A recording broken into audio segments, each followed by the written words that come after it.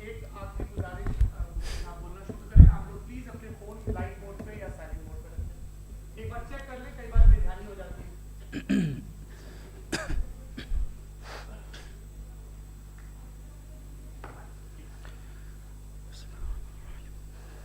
تمام تعریفیں اس کریٹر کے لیے جس نے اس یونیورس کو ایک مقصد کے تحت پیدا کیا ہے.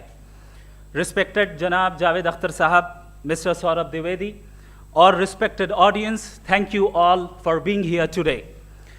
آج کی ڈیبیٹ میں چونکہ ہم بات کرنے والے ہیں ڈز گاڈ ایگزسٹ کے ٹاپک پر, تو یہ ایک ایسا ٹاپک ہے جس کے متعلق کوئی بھی ڈیسیجن لینے کے لیے الگ الگ اسٹینڈرڈز ہو سکتے ہیں. لہٰذا ڈیبیٹ کے شروع میں یہ ضروری ہے کہ ہم یہ جان لیں کہ آج کے اس ٹاپک میں کون سا اسٹینڈرڈ صحیح ہوگا اور کون سا غلط ہوگا. سب سے پہلا اسٹینڈرڈ جسے میں سمجھتا ہوں کہ ہمارے رسپیکٹڈ جناب جاوید اختر صاحب بڑی تیزی کے ساتھ اس کی طرف لپکیں گے, وہ ہے سائنس. جبکہ سائنس در حقیقت خدا کے ایگزسٹنس کو ڈائریکٹلی ثابت کرنے یا اس کے ایگزسٹنس کو ڈینائی کرنے کے لیے اسٹینڈرڈ نہیں بن سکتی. اور اس کی وجہ کیا ہے یہ میں نہیں کہہ رہا, یہ وہ لوگ کہہ رہے ہیں جو سائنس کے ایکسپرٹس ہیں. نیشنل اکیڈمی آف سائنس کہتی ہے science doesn't have the processes to prove اور disprove the existence of God. Y? کیونکہ سائنس کا تعلق ایمپیریکل ایویڈنس سے ہے, اور ایمپیریکل ایویڈنسز کا تعلق ہمارے نیچرل اور فزیکل ورلڈ سے ہے, جبکہ گاڈ نان فزیکل اور سپر نیچرل ریالٹی ہے. لہٰذا نان فزیکل ریالٹی کو آپ اس ٹول کے ساتھ نہیں چیک کر سکتے جس کا کام فزیکل ریالٹی کو تلاش کرنا ہے. لہٰذا آج اس ڈیبیٹ میں گاڈ کی ایگزسٹنس کو ثابت کرنے یا اسے ڈینائی کرنے میں سائنٹیفک ایویڈنس کو ایکسیپٹ نہیں کیا جائے گا. دوسرا اسٹینڈرڈ ہو سکتا ہے ریویلیشن, کہ ریویلیشن کے ذریعے ہم یہ ثابت کریں کہ گاڈ ایگزسٹ کرتا ہے یا نہیں. لیکن یہ اسٹینڈرڈ بھی آج ارریلیونٹ ہے. کیوں؟ کیونکہ ریویلیشن میرے نزدیک سورس آف نالج ہے, ویلڈ سورس آف نالج ہے, لیکن ہمارے جاوید اختر صاحب کے نزدیک یہ ویلڈ سورس آف نالج نہیں ہے. لہٰذا آج کی ڈیبیٹ میں ایک بھی ایویڈنس کسی بھی مذہبی اسکرپچر سے نہیں دوں گا تاکہ جاوید اختر صاحب کے لیے وہ ان ایکسیپٹیبل نہ ہو. تیسرا جو معیار ہو سکتا ہے وہ ہے آبزرویشن, کہ بھائی کوئی کہے کہ ہمیں خدا دکھاؤ, اگر ہے تو دکھاؤ, یا یہ کہ خدا کے ایگزسٹنس پر ایمپیریکل ایویڈنس دو, تو یہ ہے در حقیقت غلط ٹول کا استعمال کرنا.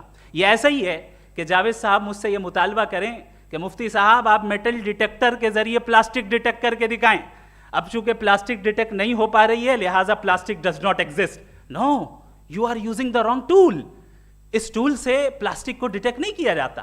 لہٰذا میں سمجھتا ہوں کہ گاڈ کے ایگزسٹنس پر ایمپیریکل ایویڈنس کا مطالبہ کرنا ایک بچکانہ مطالبہ ہے, اور ہمارے رسپیکٹڈ جناب جاوید اختر صاحب اس اسٹیج سے اب بہت آگے نکل چکے ہیں.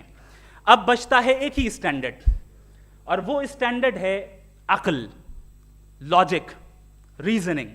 اور یہی وہ اسٹینڈرڈ ہے جس کے تحت گاڈ کی ایگزسٹنس کو ثابت کیا جائے گا یا گاڈ کی ایگزسٹنس کو ڈینائی کیا جائے گا. لیکن چونکہ یہ بہت امپورٹنٹ اور سینسٹیو ٹاپک ہے, اس لیے لاجیکل آرگیومنٹ بھی ایسا ہونا چاہیے جو ڈیفینیٹو ہو, انڈیفینیٹو نہ ہو, جو 2 اور 2 4 کی طرح بالکل واضح ہو, جسے لاجیکلی ریجیکٹ کرنا پاسبل نہیں ہو. فار ایگزامپل ہم کہیں ہمارے رسپیکٹڈ مسٹر سوربھ صاحب یہ ایک انسان ہے اور تمام انسان کانشیس بینگ ہے, لہٰذا نتیجہ کیا نکلا, ہمارے سوربھ صاحب بھی کانشیس بینگ ہے. کیا یہ انڈیفینٹ آرگیومنٹ ہے یا ڈیفینٹ آرگیومنٹ ہے؟ یہ ڈیفینٹ آرگیومنٹ ہے. یہ 2 اور 2 کی طرح واضح ہے, اس میں کسی طرح جو ہے لاجیکلی اس کو ریجیکٹ نہیں کیا جا سکتا. تو اگر آج ہمارے جاوید اختر صاحب ایسی کوئی عقلی دلیل اور لاجیکل ایویڈنس دیں خدا کے نہ ہونے پر جو ڈیفینٹ بھی ہو, تو میں یہ اعلان کرتا ہوں کہ یقیناً میں اس ایویڈنس کو قبول کروں گا اور اس پر غور کروں گا. لیکن ساتھ میں یہ بھی اعلان کر دیتا ہوں پریڈکشن کے طور پر کہ ایسا کوئی ڈیفینٹ آرگیومنٹ کوئی نہیں پیش کر سکتا. دلیل ہم دیں گے اور ڈیفینیٹو دلیل دیں گے, لاجیکل دلیل دیں گے, ایسی دلیل دیں گے جو انٹائر ایتھیسٹک ورلڈ اسے ریفیوٹ نہیں کر سکتی. चलें अब हम एक एग्जाम्पल सोचते हैं, एक सिनेरियो, सिंपल सिनेरियो, तमाम ऑडियंस से गुजारिश है, हम और आप एक आइसोलेटेड आइलैंड पर हैं, ऐसा आइलैंड जहां पे हमसे पहले कोई कभी नहीं गया। चलते चलते आपके सामने अचानक आपने देखा एक पिंक कलर की बॉल पड़ी हुई है। सबसे पहला सवाल आपके जहन में क्या आएगा कि ये बॉल यहां क्यों आई, कैसे आई, ये पिंक कलर की ही क्यों है, कोई और कलर भी हो सकता था, ये इसी शेप में क्यों है, कोई और शेप भी हो सकता था। नेचुरली आप इस तरफ पहुंचेंगे कि कोई ना कोई है जिसने इन स्पेसिफिक प्रॉपर्टीज के साथ इस बॉल को बनाया है और यहां पे रखा है। चूंकि आप जानते हैं कि ये जो बॉल है इसका एग्जिस्ट करना जरूरी नहीं है, ये एग्जिस्ट कर भी सकती थी, नहीं भी कर सकती थी, और एग्जिस्ट करना ही था तो किसी और फॉर्म में करती, किसी और कलर में करती। अब आप इस बॉल को एक्सपैंड करते चले जाएं, एक्सपैंड करते चले जाएं, एक्सपैंड करते चले जाएं, यहां तक कि ये बॉल यूनिवर्स के साइज की हो जाए। बताइए कि क्या साइज के बढ़ जाने से सवाल बदल जाएगा? हरगिज नहीं बदलेगा। अभी भी सवाल रहेगा ये यूनिवर्स कहां से आया, इन स्पेसिफिक प्रॉपर्टीज के साथ कहां से आया, क्यों आया, किसने बनाया, ये सवाल उस वक्त भी वैलिड रहेगा। लेकिन ये सवाल अगर हम जनाब जावेद अख्तर साहब से करें तो चूंकि इनका वर्ल्ड व्यू एथिस्टिक है, और सिर्फ इनका नहीं, मतलब जितने भी एथिस्ट हैं और एथिस्टिक वर्ल्ड व्यू को रखने वाले से अगर आप ये सवाल करें कि ये यूनिवर्स कहां से आया, तो इनका जवाब या तो आर्ग्यूमेंट फ्रॉम इग्नोरेंस होगा या डॉगमेटिक होगा। या तो ये कहेंगे कि मुझे नहीं पता कि ये कहां से आया, लिहाजा गॉड डज नॉट एग्जिस्ट, ये आर्ग्यूमेंट फ्रॉम इग्नोरेंस है, या ये कहेंगे कि ये यूनिवर्स खुद ब खुद बन गया। इसका मतलब ये है कि उस बॉल को भी खुद ब खुद बन जाना चाहिए, लेकिन बॉल के ताल्लुक से ये एक्सप्लेनेशन एक्सेप्ट नहीं की जाएगी कि ये खुद ब खुद बन गई, लेकिन यूनिवर्स के ताल्लुक से कर दिया जाएगा। इसे हम दूसरे अल्फाज में डॉगमा भी कह सकते हैं। दूसरी चीज, हमारे जावेद अख्तर साहब जरूर गॉड ऑफ गैप्स की मिसाल भी जरूर देंगे, और मिसाल देंगे कि पहले ज़माने में बिजलियां कड़कती थी तो लोगों ने किसी एक खुदा की तरफ, और बारिश होती थी तो दूसरे खुदा की तरफ मंसूब कर दिया, उनके पास दलील नहीं थी। यह हमारा वर्ल्ड व्यू है ही नहीं, यह हमारा वर्ल्ड व्यू है ही नहीं, क्योंकि नेचुरल फिनोमेना के प्रोसेस की इंटरप्रिटेशन को जान लेने से यह कहां से साबित हो गया कि गॉड एग्जिस्ट नहीं करता है। इस पर मैं इंशाअल्लाह अभी आगे बात करूंगा। आप हजरात ये भी देखेंगे, और मैं ये एक्सपेक्ट करता हूं कि हमारे रिस्पेक्टेड जनाब जावेद अख्तर साहब ज़रूर इमोशनल आर्ग्यूमेंट्स भी देंगे, जो कि एक लॉजिकल फेलेसी है जब बात आती है ट्रुथ को डिसाइड करने में। क्यों?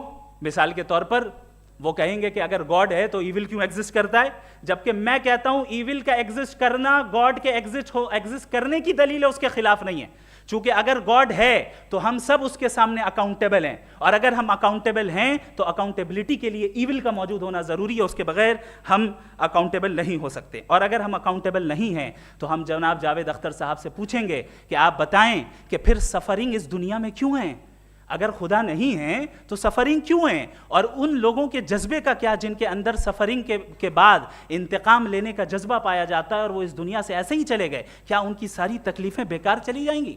अब आ जाएं उसी एग्जाम्पल की तरफ कि बॉल, मुझसे अगर कोई पूछे इस बॉल को किसने बनाया, और या इस एक्सपेंडेड बॉल को किसने बनाया, मैं कहूंगा कि चूंकि ये यूनिवर्स और इस यूनिवर्स की तमाम चीज़ें कॉन्टिंजेंट हैं। कॉन्टिंजेंट होने का मतलब ये होता है कि जो अपने एग्जिस्टेंस पे किसी के ऊपर डिपेंड करती हो, तो जाहिर है ये यूनिवर्स कॉन्टिंजेंट है। और अगर कोई चीज़ कॉन्टिंजेंट नहीं है तो मैं रिक्वेस्ट करूंगा कि मुझे दिखा दें कि कौन सी चीज़ यूनिवर्स में कॉन्टिंजेंट नहीं है, हम भी ज़रा गौर कर लें और हम भी देख लें। और जब कॉन्टिंजेंट चीज़ें मौजूद हैं तो फिलोसोफर्स की इस्तिलाह के मुताबिक, हम उस टर्मिनोलॉजी के मुताबिक हम उस जगह तक पहुंचते हैं और उस हस्ती तक पहुंचते हैं जिसे नेसेसरी बीइंग कहा जाता है, कि ये वो नेसेसरी बीइंग है जिसका मौजूद ना होना नामुमकिन हो। चूंकि अगर ये मौजूद ना हो तो सारी चीज़ें एग्जिस्टेंस में आएंगी ही नहीं, और ये सारी कॉन्टिंजेंट चीज़ें उसी के ऊपर डिपेंड करती हैं। अब अगर आप ये सवाल करते हैं कि फिर उस हस्ती को किसने बनाया, फिर उसका कॉज क्या है, फिर उसका कॉज क्या है, फिर उसका कॉज क्या है, और एंडलेसली चले जाएं, इसे हम कहते हैं इन्फिनिट रिग्रेस ऑफ कॉजेज, जो कि लॉजिकल फेलेसी है। कॉन्सेप्चुअली इन्फिनिटी पॉसिबल है। मिसाल के तौर पे न्यूमेरिकल्स 1 2 3 गिनते चले जाएं, इन्फिनिट नंबर्स हैं। मैं कॉन्सेप्चुअली बात नहीं कर रहा, प्रैक्टिकली रियलिटी में साबित करके दिखाएं कि infinite regress of causes possible हैं या नहीं। अगर पॉसिबल हैं तो हम मान लेंगे, मिसाल दे दें, और पॉसिबल नहीं है तो एक ही ऑप्शन बचता है जिसे हम कहते हैं नेसेसरी बीइंग। ऐसी नेसेसरी बीइंग जो इंडिपेंडेंट है, क्योंकि अगर वो डिपेंडेंट हुई तो वो नेसेसरी नहीं रहेगी।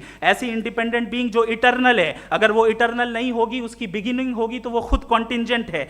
ऐसी बीइंग जो पावरफुल है, क्योंकि कॉन्टिंजेंट को एक्चुअलाइज करने के लिए पावर चाहिए। ऐसी बीइंग जो इंटेलिजेंट है और नॉलेजेबल है, क्योंकि ये यूनिवर्स स्पेसिफिक फॉर्म और स्पेसिफिक लॉज ऑफ नेचर के तहत प्रिसाइजली चल रहा है। Thank you. थैंक यू मुफ्ती साहब। मैं इन दलीलों के बाद जावेद अख्तर साहब से गुजारिश करूंगा, आप बैठ के बोलना चाहेंगे या वहाँ? जी।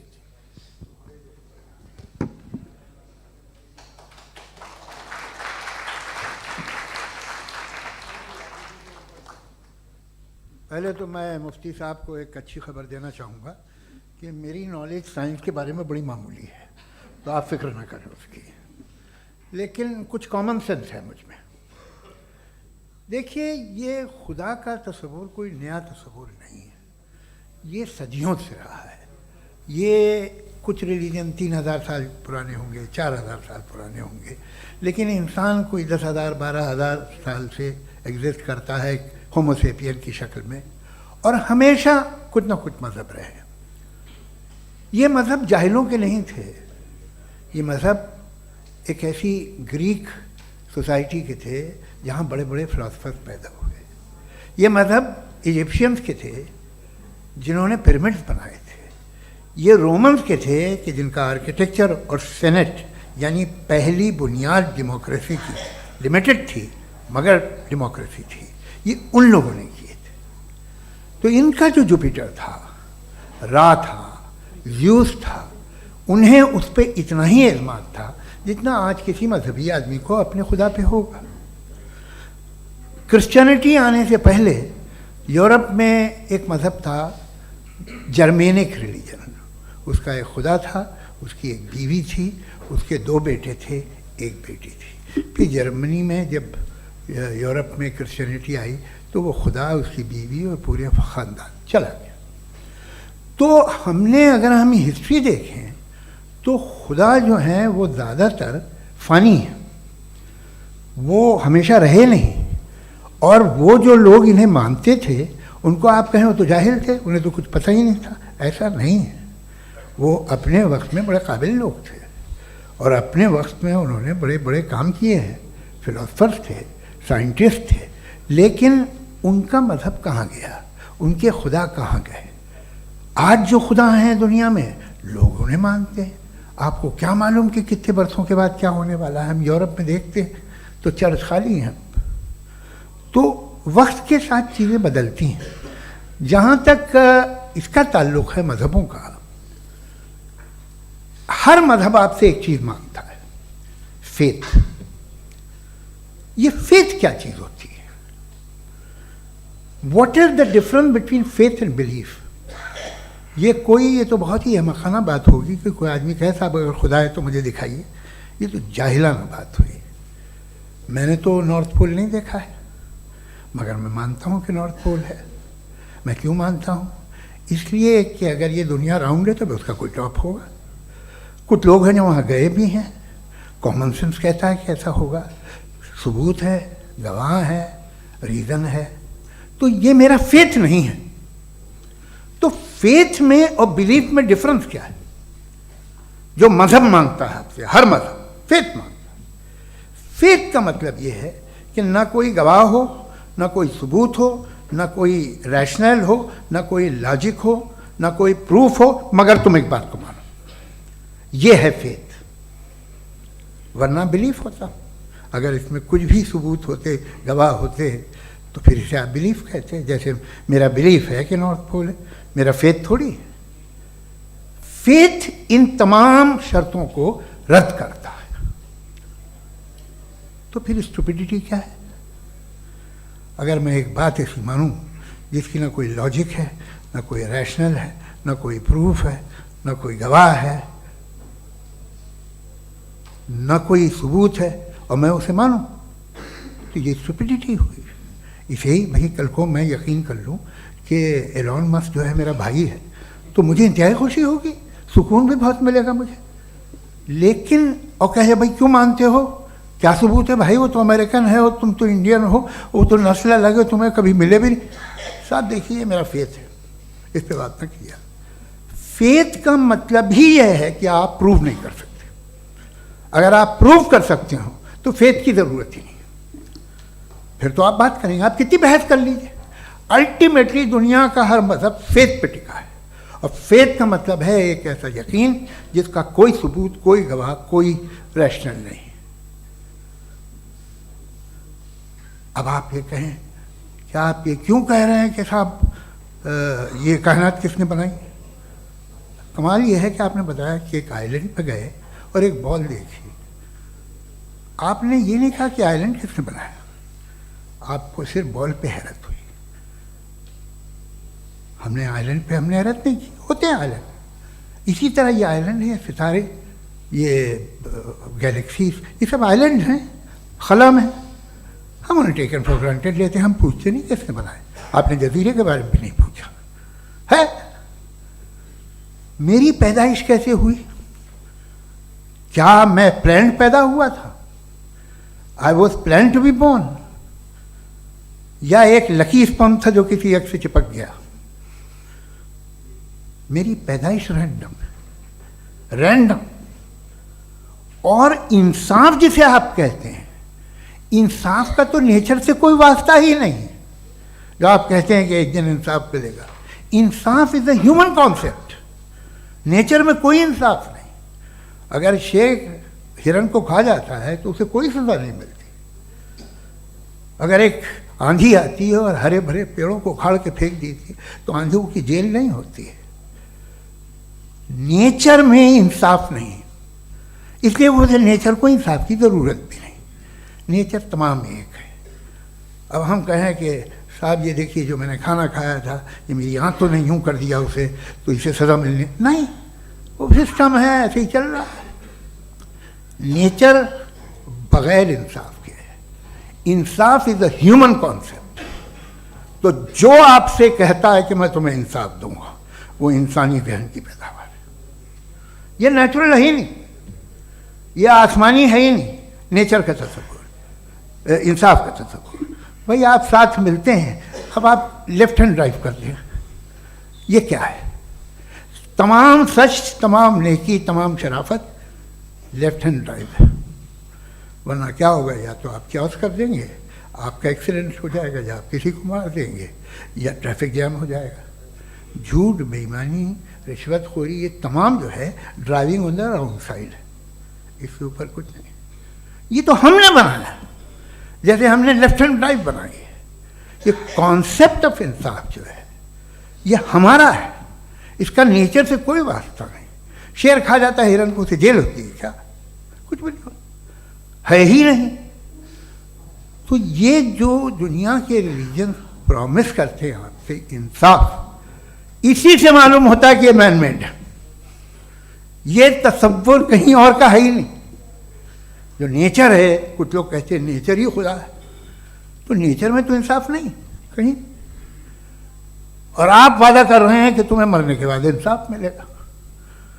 مجھے اگر ملے گا تو میں بہت خوش ہوں گا, لیکن میں یقین نہیں کر پاتا ہوں, اس لیے کہ میں فیتھ نہیں پیدا کر سکتا.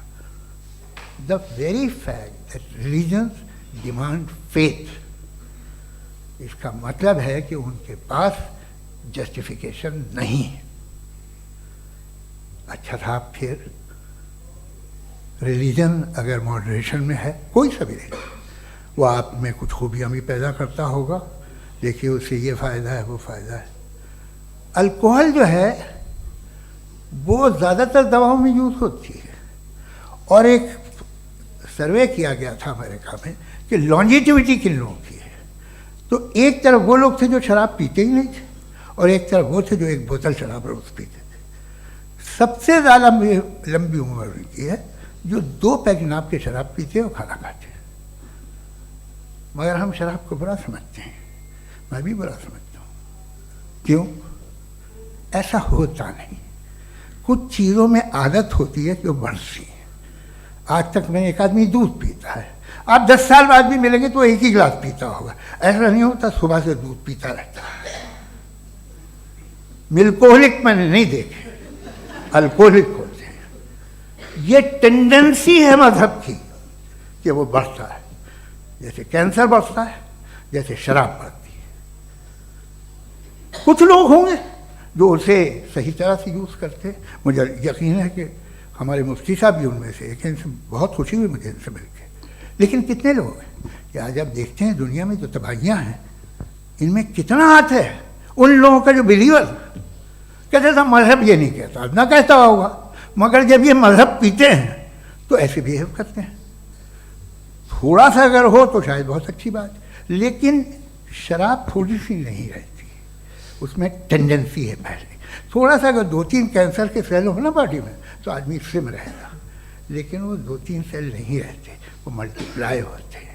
جاوید صاحب ٹائم پورا ہو گیا. ٹائم ہو گیا تو بس بات ختم ہو گئی. اچھا مجھے کچھ اور کہنے کو تھا بھی نہیں. جی میں پہلے جوابی دور کے لیے انوائٹ کر رہا ہوں مفتی صاحب کو. Your rebuttal round 1, you have 7 minutes.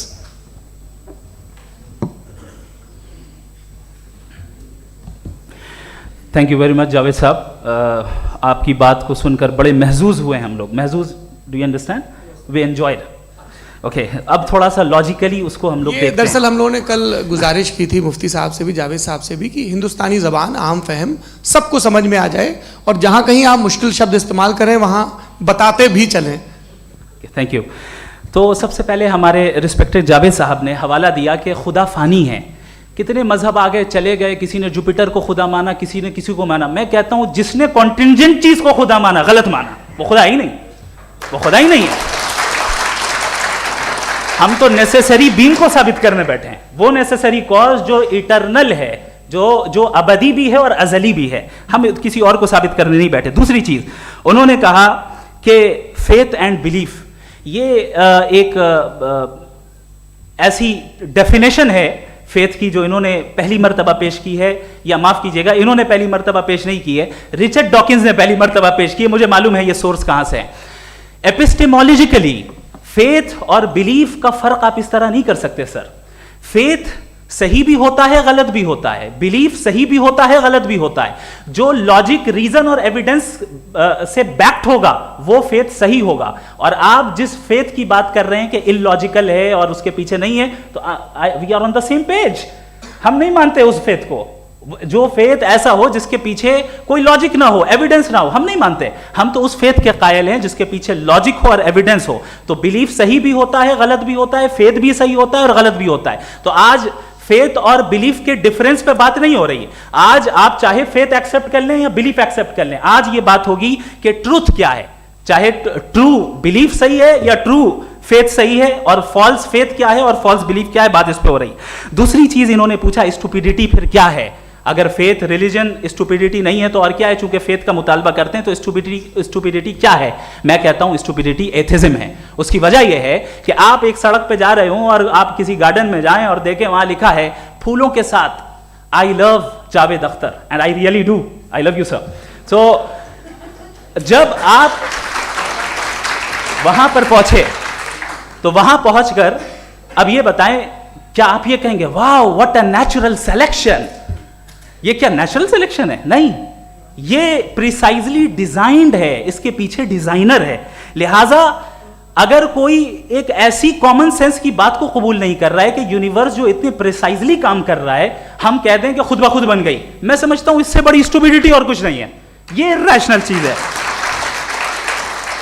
پھر ہمارے سر نے کہا کہ آپ نے بال پہ فوکس کیا, آئی لینڈ پہ فوکس نہیں کیا. ارے آئی لینڈ کو کس نے بنایا یہی سمجھانے کے لیے تو بال کی مثال دے رہا ہوں. اور بال بھی کانٹینجنٹ ہے, آئی لینڈ بھی کانٹینجنٹ ہے, دونوں نیسیسری بینگ کا مطالبہ کرتے ہیں. آگے انہوں نے کہا کہ نیچر میں کوئی انصاف نہیں ہے. ہم ڈیسائیڈ کرتے ہیں کہ موریلٹی کیا ہوتی ہے, انصاف کیا ہوتا ہے. ہم ڈیسائیڈ کرتے ہیں, جیسے ڈرائیونگ سیٹ میں ٹریفک والا, یہ تو کسی خدا نے نہیں کہا, یہ ہے, اسے کہتے ہیں فالس ایکویویلنس. یہ ایک لاجیکل فیلیسی ہے. آپ نے جو ہے مثال دی ڈرائیونگ کی اور ٹریفک کی, یہ سبجیکٹو موریلٹی ہے.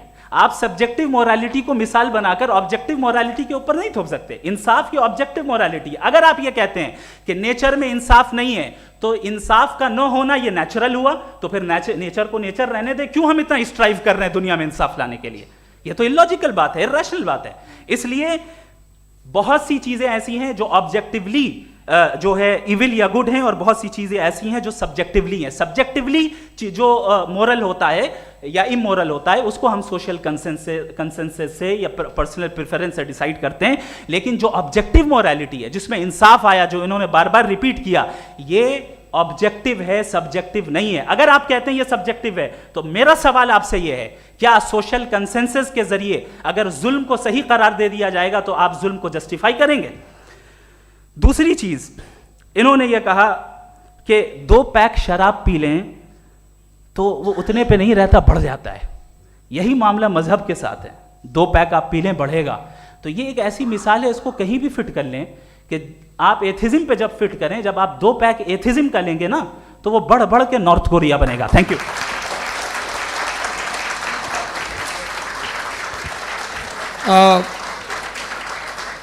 فرسٹ راؤنڈ کی ریبٹل کے لیے میں جاوید صاحب کو انوائٹ کر رہا ہوں. آپ کے پاس 7 منٹ کا وقت ہے, ریسیٹ کر دیجیے گا پلیز. مجھے اس بات کی خوشی ہے کہ مفتی صاحب نے بھی مان لیا کہ نیچر میں کوئی انصاف نہیں ہے. تو کوئی بھی چیز جو انسان نے نہیں بنائی ہے اس میں انصاف نہیں ہوتا ہے. ایک بات میں آپ سے عرض کروں, ذرا پتہ لگا لیجیے گا, یہ جو آپ باغ میں جاتے ہیں بہت خوبصورت پھول دیکھتے ہیں نا, ان میں سے کوئی نیچرل نہیں ہے. یہ سارے پھول کراس کر کے بنائے گئے ہیں. جو جنگل میں پھول ہوتے ہیں نہایت معمولی ہوتے ہیں. یہ پھول انسانوں نے بنائے ہیں.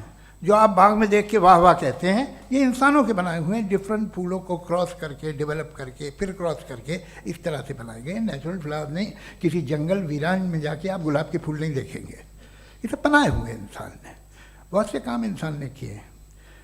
باقی یہ کہ آپ نے میری ایک بات کا جواب نہیں دیا, جس سے مجھے شکایت ہے کہ فیتھ کیا ہے, اور آپ فیتھ مانگتے کیوں ہیں مجھ سے؟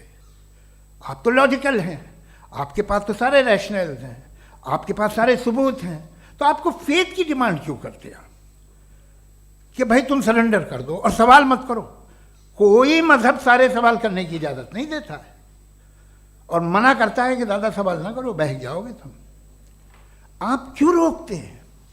حقیقت یہ ہے کہ انسانی تاریخ کیا ہے. انسانی تاریخ یہ ہے کہ دنیا میں 2 طرح کے لوگ ہوئے ہیں.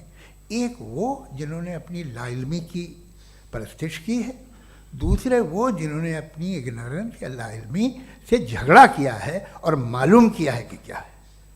یہ جو آپ کہہ رہے ہیں, آج آپ حیران ہیں کہ بھائی یہ یونیورس کیسے بنی. لوگ حیران تھے کہ سورج ڈوبتا ہے تو ادھر سے کیسے نکلتا, اور آپ ایک قدم جا کے ہمیشہ کا ماننے کو تیار ہے, ایک قدم پیچھے ہی مان جائیے. بھائی آپ اس کے بعد جاتے ہیں کہتے ہیں سوال نہ کرنا کہ یہ کہاں سے آیا, یہ پاور تو ہمیشہ سے ہمیشہ رہے گی. تو آپ یونیورس کے بارے میں ماننے میں کیا تکلیف ہے؟ ایک قدم پہلے رک جائیے.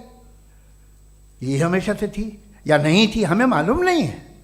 اور یہ کہنا کہ ہمیں معلوم نہیں ہے, کمال یہ ہے کہ دنیا کے سارے مذہب سب جانتے ہیں یہ دنیا کیسے بنی تھی, کیسے مٹے گی, مرنے کے بعد کیا ہوگا, ان کو سب علم ہے.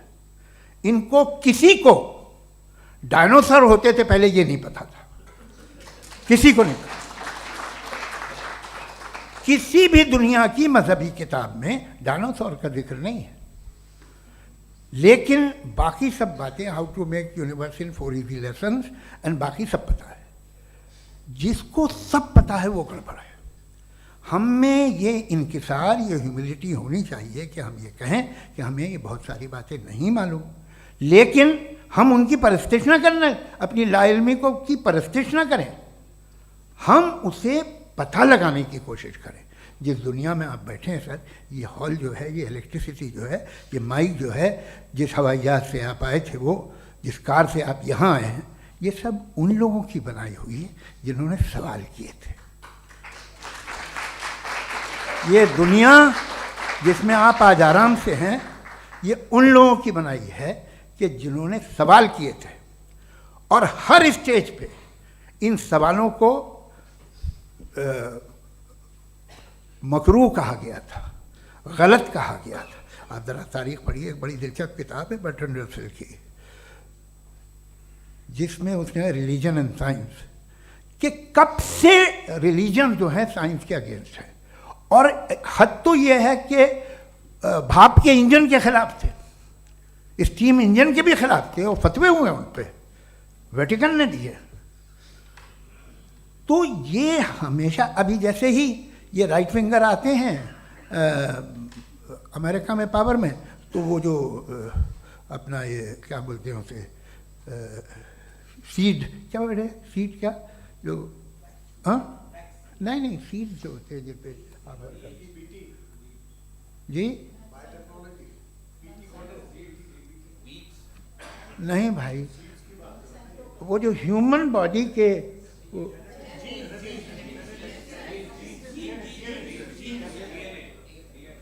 اس پہ ریسرچ بند ہو جاتی ہے، ریپبلکن نہیں کرنے دیتے.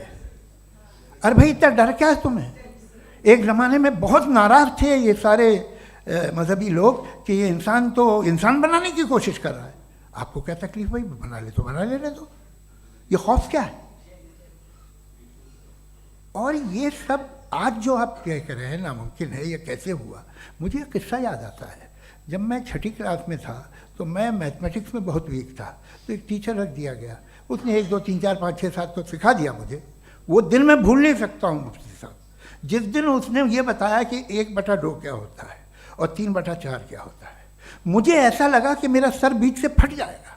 یہ آدمی کہہ رہا ہے کہ جو دیوار کے اندر جاؤ واک کرتے ہوئے. آج ہنستا ہوں میں اس بات پہ. تو آج جو باتیں آپ کے ذہن سے بالکل پرے ہیں اور آپ حیران ہوتے انہیں دیکھ کے، ایک وقت آئے گا کہ معمولی لگیں گے. اور ہوا ہے، آپ کی انسانی تاریخ ہی ہے. اتنی جلدی سارے فیصلے آپ مت کر لیجیے، تھوڑا یہ ہیوملٹی رکھیے کہ بھئی یہ ہمیں نہیں معلوم. یہ کہنے میں کیا آ رہا ہے؟ یہ یونیورس کہاں تک پھیلی، یہ کب سے ہے اور کب تک رہے گی، ہمیں نہیں معلوم. آپ نے فیصلہ کر لیا کب بنی. یہ آپ کے حساب سے کوئی 14 بلین ایئرز بنی جو سمجھا جاتا ہے. اس سے پہلے ہزاروں کروڑوں اربوں سال تک خدا بیٹھا کیا کر رہا تھا؟ خاموش بیٹھا تھا، ایسے ہی جمائیاں لے رہا تھا. پھر اسے آئیڈیا آیا یار ایک کام کرتے، وقت اچھا گزر جائے گا، یونیورس بناتے. سوچیے، وہ تو ہمیشہ سے ہے نا، مگر یونیورس ہمیشہ سے نہیں ہے، یہ تو بنائی گئی ہے. اور اس سے پہلے کیا تھا، ان کا کیا کام تھا؟ کیسی بات ہے، یہ بڑا آسان ہے. جو بات ہمیں آج دھیرے دھیرے پتہ چلی ہے، برسوں 2000 اور 2500 سال پہلے آپ کو کسی نے بتا دیا کہ کیا تھا، آپ مان گئے، اور تب سے وہی مان رہے ہیں جو 2500 سال پہلے کہا گیا تھا. سب کچھ بدل گیا ہے، سالو ہو رہی ہیں چیزیں. ابھی سائنس بالکل دعویٰ نہیں کرتی، یا کوئی فلاسفر یہ دعویٰ نہیں کرتا کہ ہمیں سب معلوم، بلکہ وہ کہتا ہے کہ ہمیں جتنا معلوم ہوتا ہے اس سے یہ معلوم ہوتا ہے کہ ہمیں کتنا کم معلوم. تو ہم اپنی جہالت سے لڑیں، اس کی پرستش نہ کریں. جی ٹائم ہے. تھینک یو سو مچ. میں ترکوں کی شرنکھلا میں راؤنڈ 2 کے لیے مفتی صاحب کو آمنترت کر رہا ہوں. آپ کے پاس ایک بار پھر سے 7 منٹ کا وقت ہے. شکریہ. جناب جاوید اختر صاحب کئی مرتبہ دہرا رہے ہیں کہ فیتھ کا مطلب بتائیے، فیتھ کا مطلب بتائیے. میں نے بتا دیا، فیتھ صحیح بھی ہوتا ہے، غلط بھی ہوتا ہے. اور آج ہم فیتھ پہ بات نہیں کر رہے، ہم ٹروتھ اور ڈز گاڈ ایگزسٹ پہ بات کر رہے ہیں. کیا ڈز گاڈ ایگزسٹ، یہ ٹروتھ یعنی گاڈ ہے یا نہیں ہے، اس میں سے دونوں ٹروتھ کیا ہے. اب آپ اسے فیتھ کہہ لیں، بلیف کہہ لیں، ناٹ مائی بزنس. اس کے بعد آپ نے کہا کہ بھائی سوال کرنے سے مذہب روکتا ہے.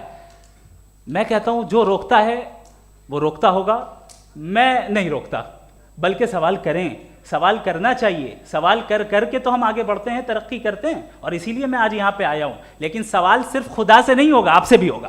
سوال ایتھزم سے بھی ہوگا، سوال صرف مذہب سے نہیں ہوگا، سب سے ہوگا. اور آج میں سوال کروں گا اور امید ہے کہ آپ جواب دیں گے. ابھی تک آپ نے ویسے کانٹینجنسی آرگومنٹ کا کوئی جواب نہیں دیا ہے. چلیں، آپ نے کہا یونیورس کے بارے میں ایٹرنل کیوں نہیں بول دیتے. یہ چونکہ لاجیکلی پاسبل ہی نہیں ہے کہ یونیورس ایٹرنل ہو. یونیورس ایک کانٹینجنٹ چیز ہے جو ٹائم اینڈ اسپیس کے پابند ہے, ٹائم اینڈ اسپیس سے باؤنڈ ہے. جو ٹائم اینڈ اسپیس سے باؤنڈ ہوگا وہ کنٹینجنٹ ہوگا, جو کنٹینجنٹ ہوگا وہ اس کی بگننگ ہوئی ہوگی, جس کی بگننگ ہوئی ہوگی وہ اٹرنل نہیں ہو سکتا. یہ تو کامن سی بات ہے. آپ نے کہا کہ کسی مذہبی کتاب میں ڈائناسور کا ذکر نہیں ہے. افسوس کہ آج تک کسی میتھمیٹکس کے کتاب میں مجھے ڈائناسور کا ذکر نہیں ملا. تو اس کا مطلب میتھمیٹکس کی کتاب بیکار ہے؟ نہیں, اس کا وہ ٹاپک نہیں ہے. ریویلیشن کا اور مذہبی کتابوں کا ٹاپک یہ نہیں ہے کہ آپ کو آ کے بتائے سائیکل کیسے بناتے ہیں, یا آ کر یہ بتائیں کہ جو ہے ڈائناسور کب تھا. وہ تو مورالٹی سکھانے آیا ہے, گاڈ کے بارے میں بتانے آیا, نان فزیکل ریالٹی کی حقیقت کو سکھانے کے لیے آیا. ریلیجن سائنس کو روکتا ہے؟ نہیں روکتا. اگر روکتا ہے تو غلط کرتا ہے. ریلیجن سائنٹزم کو روکتا ہے, جس میں ہمارے جاوید صاحب مبتلا ہیں. سائنس اور سائنٹزم میں فرق ہے. سائنٹزم یہ ہے کہ آپ سمجھیں کہ سائنس اور سائنٹیفک میتھڈالوجی یہ نالج کو حاصل کرنے کا واحد سورس آف نالج ہے. یہ ہے سائنٹزم. ہم اسے ریجیکٹ کرتے ہیں. ہم سائنس کو تو ترقی کرتے ہیں, بھائی آپ ہماری پوری تاریخ کر لیں, پڑھ لیں تو آپ کو پتہ چل جائے گا. بہرحال یہ الگ ٹاپک ہے. اس کے بعد انہوں نے ایک لفظ کہا, ویٹیکن نے فتویٰ دیا. ویٹیکن کا فتوے سے کوئی تعلق نہیں ہے, دونوں کانٹراڈکٹری الفاظ ہیں. اس کے بعد انہوں نے کہا کہ بھائی ہمیں نہیں معلوم. اگر نہیں معلوم تو کلیئرلی کہہ دینا کہ نہیں معلوم ہے, اس میں کیا حرج ہے. تو وہی تو میں کہہ رہا ہوں نا کہ آپ کہہ دیں کہ نہیں معلوم, لیکن کلیم کیوں کر رہے ہیں کہ گاڈ ایگزسٹ نہیں کر رہا ہے. آپ کہہ دیں نہیں معلوم ہے, ہو سکتا ہے ہو سکتا نہ ہو, لیکن آپ کلیم کر رہے ہیں. دا مومنٹ یو سے God does not exist, this is a claim, and now the burden of proof is upon you to, جیسے ہمارے اوپر ہے. اور کیوں ہے میں بتاتا ہوں, کیوں ہے یہ بھی میں بتاتا ہوں. فلسافیکلی جو کلیم ہوتا ہے نا, صرف یہ نہیں ہوتا کہ انسان کہے پازیٹیو کلیم کرے اور نیگیٹو کلیم کرے تو برڈن آف پروف نہیں ہے. آپ مثال کے طور پہ میں کہوں کہ فلاں اس کمرے میں کوئی نہیں ہے, میں نے ایک نالج کا کلیم کیا ہے. اس کمرے میں کوئی نہیں ہے, میں نے ایک نالج کا کلیم کیا. یا تو میں کہوں مجھے نہیں پتا, ہو بھی سکتا ہے نہیں بھی ہو سکتا ہے, دس از ناٹ اے کلیم. لیکن جب میں کہہ رہا ہوں کہ وہاں کوئی نہیں ہے, یا میں کہہ رہا ہوں وہاں کوئی ہے, دونوں کلیم ہے اور دونوں کے اوپر برڈن آف پروف ہے. ہمارے اوپر بھی برڈن آف پروف ہے. میں نے کنٹینجنسی آرگیومنٹ دیا, اسے توڑ کر دکھائیے. آخری چیز انہوں نے کہا کہ خدا دنیا بنانے سے پہلے 150 سال پہلے یا کروڑوں سال پہلے کیا کر رہا تھا. ارے حضرت, چلیں بہرحال میں جواب دے دیتا ہوں. آپ ہمارے ریسپیکٹڈ پرسنالٹی ہیں, اگر آپ نہیں ہوتے تو میں اسے انٹرٹین ہی نہیں کرتا. ٹائم یہ 100 سال پہلے یا 100 سال بعد, پہلے بعد میں ابھی, یہ وہ الفاظ ہیں جن کا تعلق ٹائم سے ہے. ٹائم شروع ہی ہوا ہے یونیورس کی بگننگ کے بعد, تو اس کے پہلے خدا کیا کر رہا تھا, سوال اللاجیکل ہے, یہ فیلسی ہے. یعنی آپ یہ کہہ رہے ہیں کہ یونیورس کے بننے سے پہلے خدا کیا کر رہا تھا. ٹائم کے بننے سے پہلے کا تعلق ٹائم سے, ٹائم اس وقت تھا ہی نہیں, تو یہ سوال ہی انویلڈ ہے خدا کے تعلق سے. دوسری چیز, آرگیومنٹ آف کنٹینجنسی جو میں نے آپ کے سامنے پیش کی ہے, آپ نے بار بار یہ پروف کیا اور یہ کہہ رہے ہیں کہ گاڈ آف گیپس. دیکھیں پہلے نہیں معلوم تھا, سائنس نے کر دیا. سمپل کی مثال سے میں سمجھا دیتا ہوں. جس گیپس کی آپ بات کر رہے ہیں نا, سائنس ان گیپس کو جن چیز کے ذریعے بھی پروو کرے گا وہ کنٹینجنٹ ہی ہوگا, اب چاہے وہ فورس ہو, میٹر ہو یا انرجی ہو. لہٰذا سوال ہمارا اس وقت بھی ویلڈ ہوگا جب تک کہ آپ نیسیسری بینگ پہ نہ آ جائیں, اور انفینٹ ریگریس پاسبل نہیں ہے of causes in practical world, تو ظاہر ہے کہیں رکنا پڑے گا. جہاں رکیں گے وہی خدا ہے. دوسری چیز آپ نے یہ کہا, کیا کہہ رہا تھا میں, کس پوائنٹ کو, what? Oh no, after that, just now. ہاں جہاں رکیں گے وہی خدا ہے. بہرحال تو ٹائم کا ذکر ہو گیا. گاڈ آف گیپ, سوری, یا اس کی ایک مثال آپ لے لیں. ایک کار ہے, ایک صاحب نے دیکھا کہ بھائی کار جو ہے اس کے ویلز کتنے اچھے لگے ہوئے ہیں صحیح جگہ پہ, اسٹیئرنگ جو ہے کتنے اچھے جگہ پہ لگی ہوئی, اور سیٹس کتنے ویل ڈیزائنڈ ہے, کتنی پریسائزلی یہ کار کام کر رہی ہے. تو ضرور کوئی نہ کوئی اسے کریٹ کیا ہے, کسی نے کریٹ کیا ہے. اب جاوید صاحب آئیں اور کہیں ارے جناب بونٹ کھولیے, اس میں انجن ہے, انجن اس کار کو چلا رہا ہے, hence prove know one has created the car. This is illogical, this is irrational. آپ نے انجن کے ذریعے اس گیپ کو تو ثابت کیا, لیکن کیا اس سے کار کی جو کریشن ہے اور اس کا جو کریٹر ہے یہ امپاسبل ہو جائے, ایسا پاسبل ہے؟ اس کا سوال ختم ہو جائے, ایسا پاسبل ہے؟ نہیں. آپ نے گیپس کو فل کر کے, کنٹینجنٹ چیزوں سے گیپس کو فل کر کے ہمارے آبزرویشن کو اور براڈ کر دیا. اب ہمیں اور پتہ چل گیا کہ یہ جو کار ہے اس کا سسٹم کتنا زیادہ کمپلیکس ہے. پہلے کم سمجھتے تھے, اب کمپلیکسٹی اور زیادہ واضح ہو گئی. اب ہمیں سمجھ میں آ رہا ہے کہ ہماری سرٹنٹی اور بڑھ گئی کہ ضرور اس کار کو کسی نہ کسی نے بنایا. یہی معاملہ یونیورس کا ہے. سائنس ہمیشہ فزیکل ورلڈ کی چیزوں کو ہی فل کرتی جائے گی اور فزیکل چیزوں سے ہی کرتی جائے گی, چونکہ امپیریکل ایویڈنس کا تعلق فزیکل ورلڈ سے ہے. آپ سائنس کے ذریعے میٹا فزیکل ریالٹی کو کبھی ثابت نہیں کر سکتے. یہ رانگ ٹول کا استعمال کرنا ہے. یہ وہی کام ہے کہ آپ میٹل ڈیٹیکٹر سے پلاسٹک ڈیٹیکٹر کرنے چلیں, جو کہ ظاہر ہے صحیح نہیں ہے. Thank you.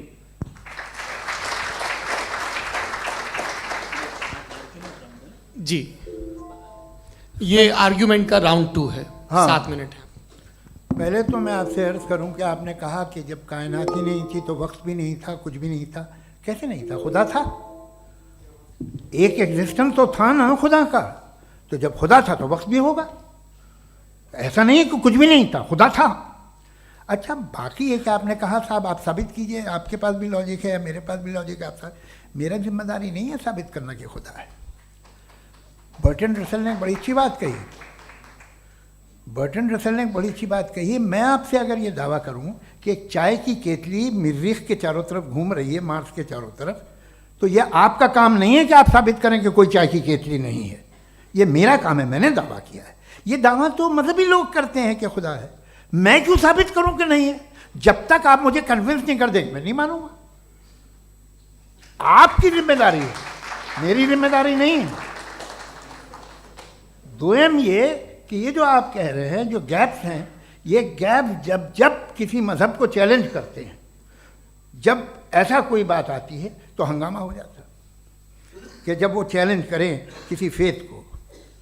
یہ تمام سائنس جو ہے اسے مختلف جگہوں پہ مختلف وقتوں میں مذہب نے روکنے کی کوشش کی ہے. یہ کتاب ہے ریلیجن اینڈ سائنس, برٹن رسل کی, پڑھیے گا, اچھی لگے گی آپ کو. تاریخ ہی ہے سائنس, مذہب کی سائنس سے اس کا یہی رشتہ ہے. اچھا, اب یہ ہم سوچیں کہ بہرحال یہ وجود جو ہے مذہب اور یہ بلیف ان گاڈ انسان کو بہتر بنا دیتا ہے. تو ایک کام کیجئے, ہندوستان ورلڈ کا نقشہ لیجئے اور مارک کیجئے کہ ریلیجن کہاں کہاں زیادہ ہے, کہاں کہاں, چاہے وہ لیٹن امریکہ ہو یا مڈل ایسٹ ہو یا فار ایسٹ ہو یا ہندوستان کے وہ علاقے جہاں مذہبیت زیادہ ہے. رکھ دیجئے نقشہ الگ. اب دوسرا نقشہ کہ کہاں کہاں ناانصافی, ریپریشن, عورتوں کے حقوق کی پامالی, ظلم, ڈکٹیٹرشپ کہاں ہے. نقشہ ایک ہی ہوگا. تو آپ مجھے بتائیں کہ جو اس کا ترکیب استعمال کیا ہے. خدا کا ترکیب استعمال تو بتائیے. آپ چھوٹی سی دوا سڑک پہ بیچتے ہیں, اس کی بھی ترکیب استعمال بتاتے ہیں. اس کے استعمال سے تو فائدہ نہیں ہوا کسی کو. جو سارے کے سارے خراب ملک ہیں, خراب سماج ہے, وہ سارے ظلم خدا کے نام پہ کرتے ہیں. وہ غلط کرتے ہیں, صحیح کرتے ہیں, مجھے کیا لینا دینا اس سے. استعمال سے معلوم ہوتا نا. ایک وسکی کی بوتل کبھی شاید دیکھی ہو آپ نے, لال رنگ کی ہوتی ہے, اس پہ روشنی اور چھپڑا انتہائی خوبصورت لگتی ہے. کیا بگاڑ رہی ہے کسی کا؟ اس کا استعمال غلط ہے, اس لیے آپ اسے ناپسند کرتے ہیں. اس کا استعمال غلط ہے. اس تصور کا استعمال ہی غلط ہے اور ہمیشہ سے غلط ہوا ہے. آپ دیکھ لیجیے, انسانی تاریخ دیکھ لیجیے, آج دیکھ لیجیے, ہندوستان دیکھیے, دنیا دیکھ لیجیے, کیا ہو رہا ہے. اسے کیسے استعمال کر رہے ہیں. فیتھ والے لوگ کیا فیئر ہیں, جسٹ ہیں, جو اپنے خداؤں پہ یقین رکھتے ہیں, وہ کس طرح کے لوگ ہیں. وہ لوگوں کو انصاف دیتے ہیں, وہ بہتر انسان بنے. تو اس دوا کا فائدہ کیا ہے؟ چلو بہت فائدہ ہو رہا تو میں استعمال کر لوں گا. مجھے تو اس دوا کا کوئی فائدہ دکھتا ہی نہیں. مجھے تو ایسا لگتا. میں ایک اور بات بتاؤں, اگر کوئی آدمی مذہبی ہے اور اچھا آدمی ہے تو میں اس کی بہت عزت کرتا ہوں, اس لیے کہ میرا خیال ہے مذہبی آدمی کا اچھا ہونا مجھ سے اچھا ہونے سے زیادہ مشکل ہے. بھائی ہر چیز کی ایک لمٹ ہے. آپ اتنا بھاگ سکتے ہیں, اتنا نہیں بھاگ سکتے. اتنا وزن اٹھا سکتے, اتنا نہیں اٹھا سکتے. اتنا دور دیکھ سکتے ہیں, اتنا دور نہیں دیکھ سکتے.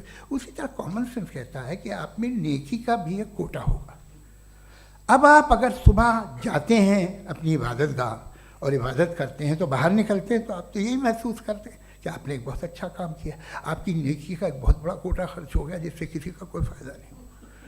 میں تو نہیں جاتا ہوں تو مجھے تو کسی کو کھانا کھلانا پڑے گا، کسی بیوہ کی مدد کرنی پڑے گی، میں اپنا کوٹا کیسے کنزیوم کروں؟ آپ اپنا کوٹا سارے مذہبی لوگ انتہائی یوزلیس کاموں میں یوز کرتے ہیں، اس کے بعد بھی اگر آپ میں بچی ہے تھوڑی سی شرافت تو بھائی واہ کیا بات ہے۔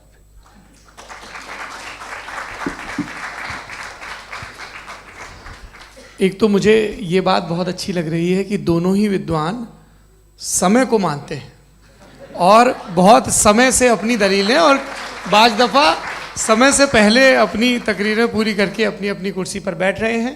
یہ اس آرگیومنٹ کا راؤنڈ 2 پورا ہوا، اب ریبٹل کا راؤنڈ 2 ہے اور اس کے بعد کراس ایگزامینیشن ہوگا۔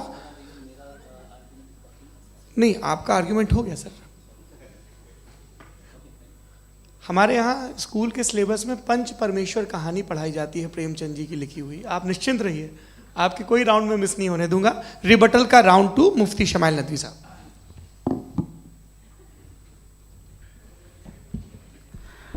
اصل میں جو حقیقی پرابلم ہے، اصل پرابلم ہے وہ یہ ہے کہ جاوید صاحب کے پاس کانسیپٹ آف گاڈ کلیئر نہیں ہے۔ انہوں نے کہا کہ کائنات سے پہلے خدا تو تھا، تب بھی تو ٹائم ہوگا۔ یہ ٹائم کائنات کا حصہ ہے، ہم اس خدا کو مانتے ہیں، نیسیسری بینگ کا ٹائم لیس ہونا ضروری ہے چونکہ وہ ٹائم کا کریٹر ہے۔ جب اس نے ٹائم کو کریٹ کیا تو وہ خود ٹائم پہ کیسے ہوگا؟ اس نے جب اسپیس کو کریٹ کیا تو خود اسپیس میں کیسے ہوگا؟ اگر وہ ٹائم اینڈ اسپیس کو پہلے سے ہی اس کا پابند ہے تو پھر کس چیز کو اس نے کریٹ کیا؟ لہٰذا یہ سوال غلط ہے کہ خدا تھا تو ٹائم ہوگا، بالکل نہیں۔ ٹائم کے پابند ہم ہیں، خدا نہیں ہے۔ ہم فزیکل ورلڈ سے تعلق رکھتے ہیں، وہ میٹا فزیکل ریالٹی ہے۔ دوسری چیز انہوں نے مثال دی کہ چائے کی کیتلی ہوا میں گھوم رہی ہوگی، اور پتہ نہیں شاید وہ برٹن رسل کا انہوں نے حوالہ دیا۔ بہرحال یہی پرابلم ہے، پرابلم یہی ہے کہ ہم چیزوں کے درمیان ڈفرینشیٹ نہیں کر پاتے ہیں۔ یہ جو آپ نے مثال دی یہ امیجینیشن ہے، اور میں جو ثابت کر رہا ہوں وہ لاجیکل نیسیسٹی ہے۔ آپ امیجن کرنے آئے تو کچھ بھی کریں، جوپیٹر میں پنک ایلیفنٹ ہوگا، یونیکارن ہوگا، کریں، اس سے کائنات پہ کیا فرق پڑتا ہے؟ اس سے آپ لاجیکل نیسیسٹی ثابت نہیں کر سکتے۔ میں تو اس پرائم کاز کی بات کر رہا ہوں، اس نیسیسری بینگ کی بات کر رہا ہوں جس کے بغیر اس کائنات کا ایگزسٹنس ممکن نہیں ہے۔ دوسری چیز، مذہب کو سائنس چیلنج کرتی ہے وغیرہ وغیرہ، یہ ہمارا ٹاپک ہی نہیں ہے۔ میں اس پہ بات کروں گا تو پھر میرا وقت چلا جائے گا۔ مذہب کے اوپر چونکہ ہماری ڈسکشن نہیں ہے، سائنس کو مذہب اور بالخصوص میں اور ہمارا ورلڈ ویو کم از کم سائنس کو پیچھے نہیں کرتا ہے، سائنٹزم کی مذمت کرتا ہے۔ اس کی وضاحت میں نے پہلے کر دی۔ دوسری چیز انہوں نے کہا ورلڈ کا نقشہ لیجئے، ورلڈ میپ لیجئے، 2 الگ الگ جگہ کی۔ حضرت میں نے یہ ہوم ورک کیا تھا، اور میں نے مڈل ایسٹ کا ایک نقشہ لیا اور یورپ کا ایک نقشہ لیا، یہ مذہبی علاقہ اور یہ لبرل اور ایتھیسٹ علاقہ۔ مجھے پتا چلا کہ سب سے زیادہ ریپ کیسز جو ہیں وہاں پر ہیں۔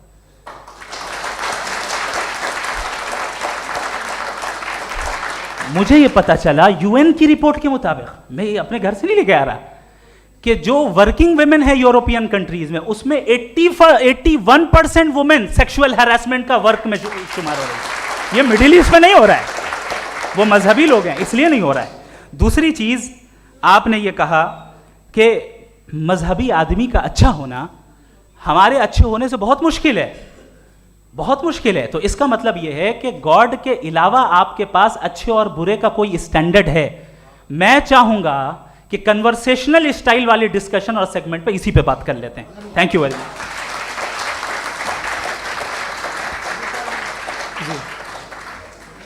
یہ ریبٹل کا راؤنڈ 2 ہے، آپ کے پاس 5 منٹ کا وقت ہے، اور اس کے بعد کراس ایگزامینیشن شروع کریں گے۔ آپ چاہیں تو جو انہوں نے سوال پوچھے ان کے جواب آپ ریبٹل میں بھی دے سکتے ہیں۔ جی جی، دیکھیے پہلے تو یہ بات کہ یہ مثال غلط ہے۔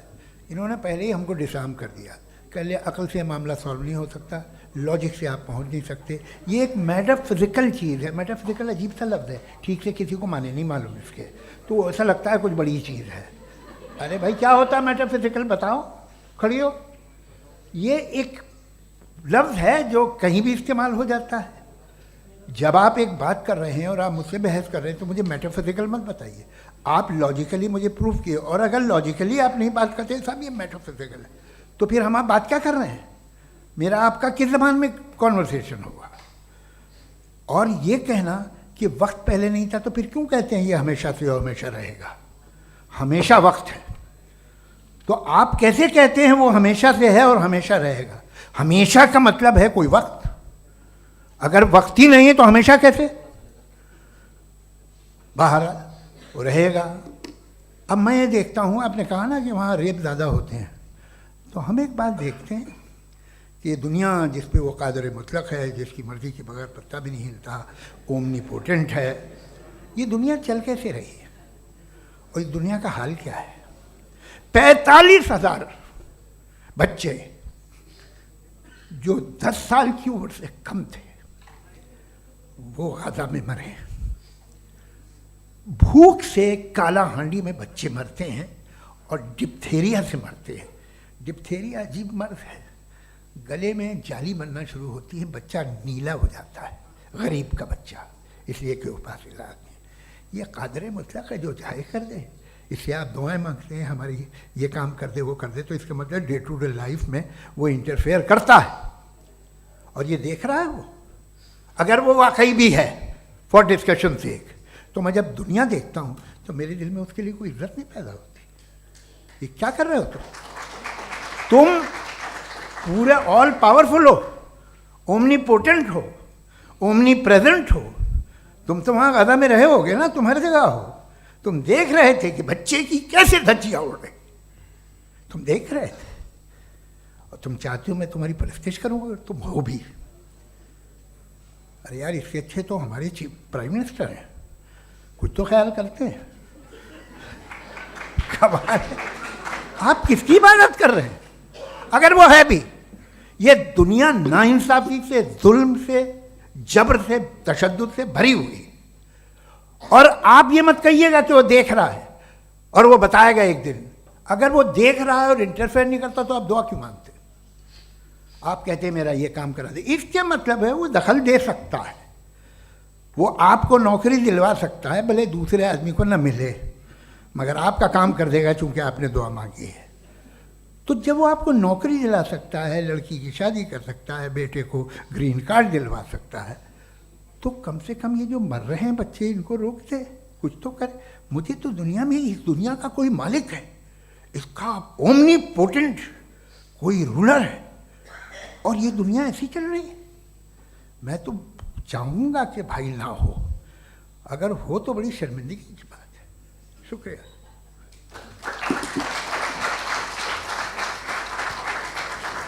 देवियों और सज्जनों, इस बहस के 2 राउंड और 2 रिबटल पूरे हो चुके हैं। अब सबसे ज़रूरी और सबसे मुश्किल राउंड शुरू हो रहा है, क्रॉस एग्जामिनेशन का। अब इन विद्वानों की सज्जनता की एक परख भी होगी, और वक्त हमने 16 मिनट का तय किया है। पहला सवाल आप पूछना चाहेंगे? जी बिल्कुल। पहले बोले भी आप आप माइक ले लीजिएगा हाथ में, ये नीचे से होना चाहिए। जी मैं बोलता हूँ, ये डायस हटा सकते हैं क्या हम थोड़ा क्विकली? डायस पीछे कर दीजिए बस थोड़ा सा, है, ताकि ये जो दाएं बाएं लोग बैठे हैं, इसे हटा ही दीजिए। अब हम वहाँ तो जाने वाले नहीं, आराम से आराम से। दोनों तरफ से हटा दीजिए।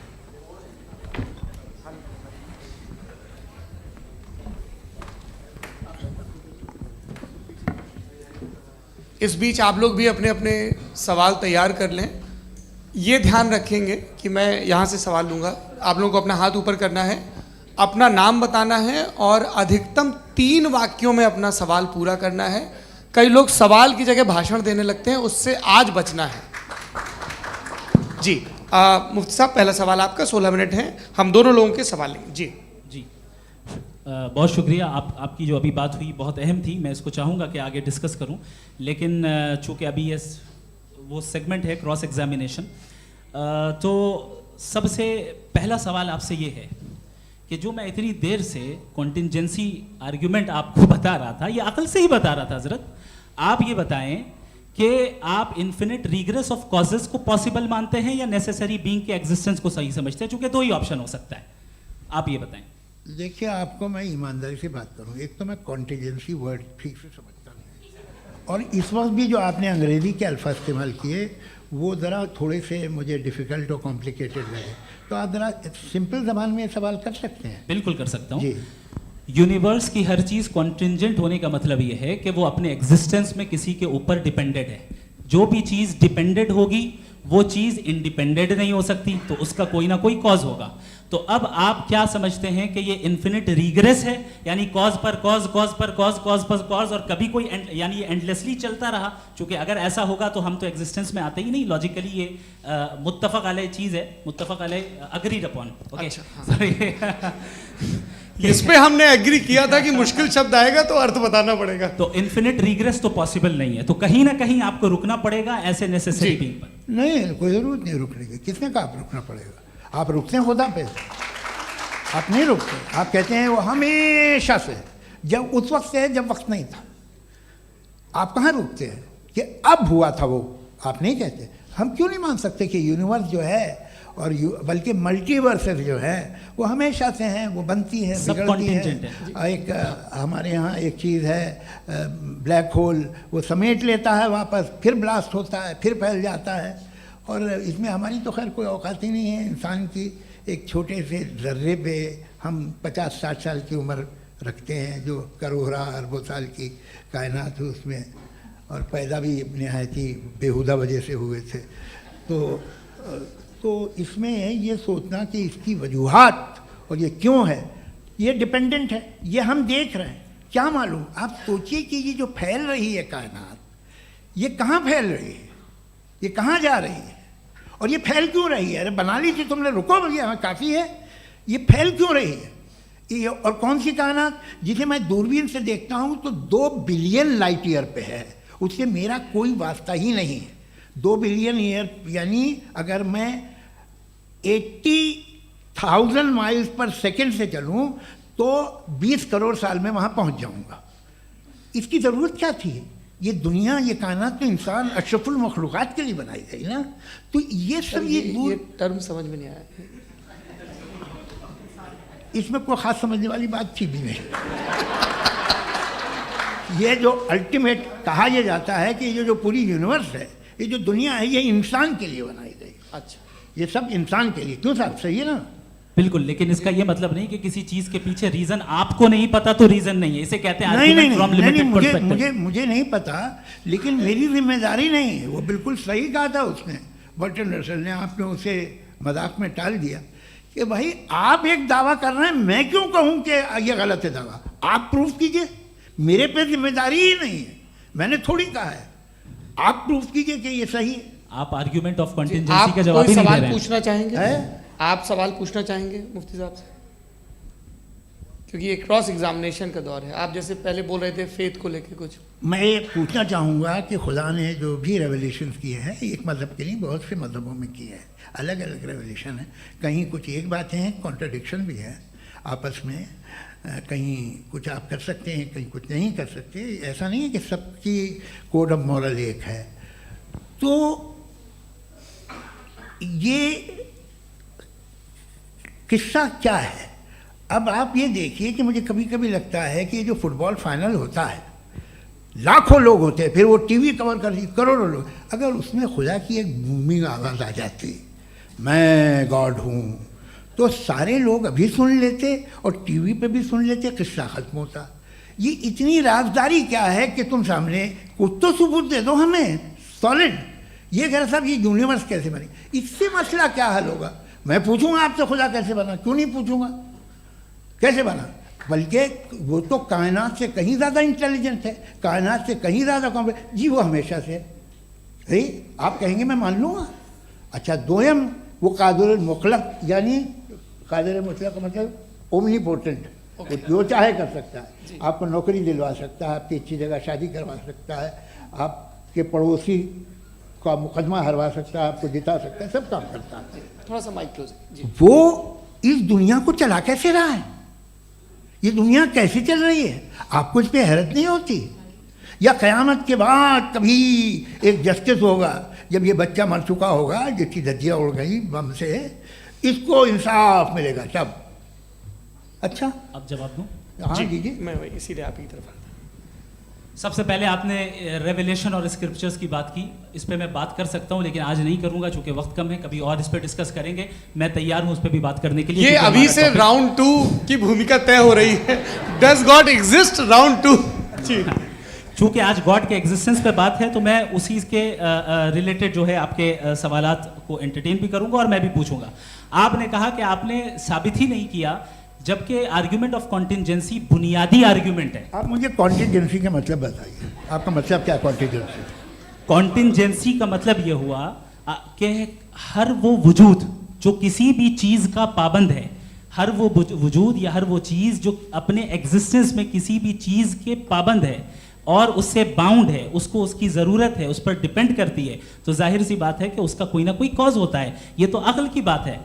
یہ آپ ریزننگ کی بات کرتے ہیں, میں وہی کر رہا ہوں. دوسری چیز آپ نے یہ بات کہی کہ اتنے بلین لائٹ ایئرز دور ہے, اس کا میرا کیا لینا دینا. پھر میرے خیال سے آپ کو یہ نہیں کہنا چاہیے I think there for I am N atheist. آپ کو سوچنا چاہیے, صرف آپ ایک لمیٹڈ دائرے میں رہ کر نہیں سوچیں بلکہ باہر نکل کر سوچیں. آپ نے تیسرا سوال کیا, آپ نے 2-3 سوال ایک ساتھ. ایسی باتیں نہ کیجیے, کچھ لوگوں کو اعتراض ہو جائے گا آپ پہ کہ آپ کچھ بھی سوچیں. یہ اجازت آپ کو ہے نہیں, مجھے ہے.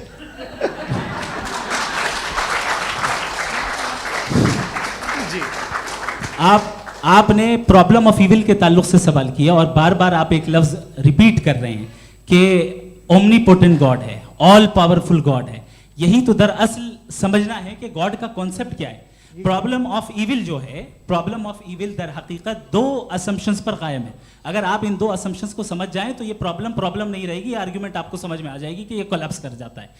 پوائنٹ نمبر 1 یعنی جو آپ کا سب سے پہلا فالس اسمپشن ہے کہ گاڈ مرسیفل ہے, اومنی پوٹنٹ ہے, دنیا میں ظلم ہو رہا ہے.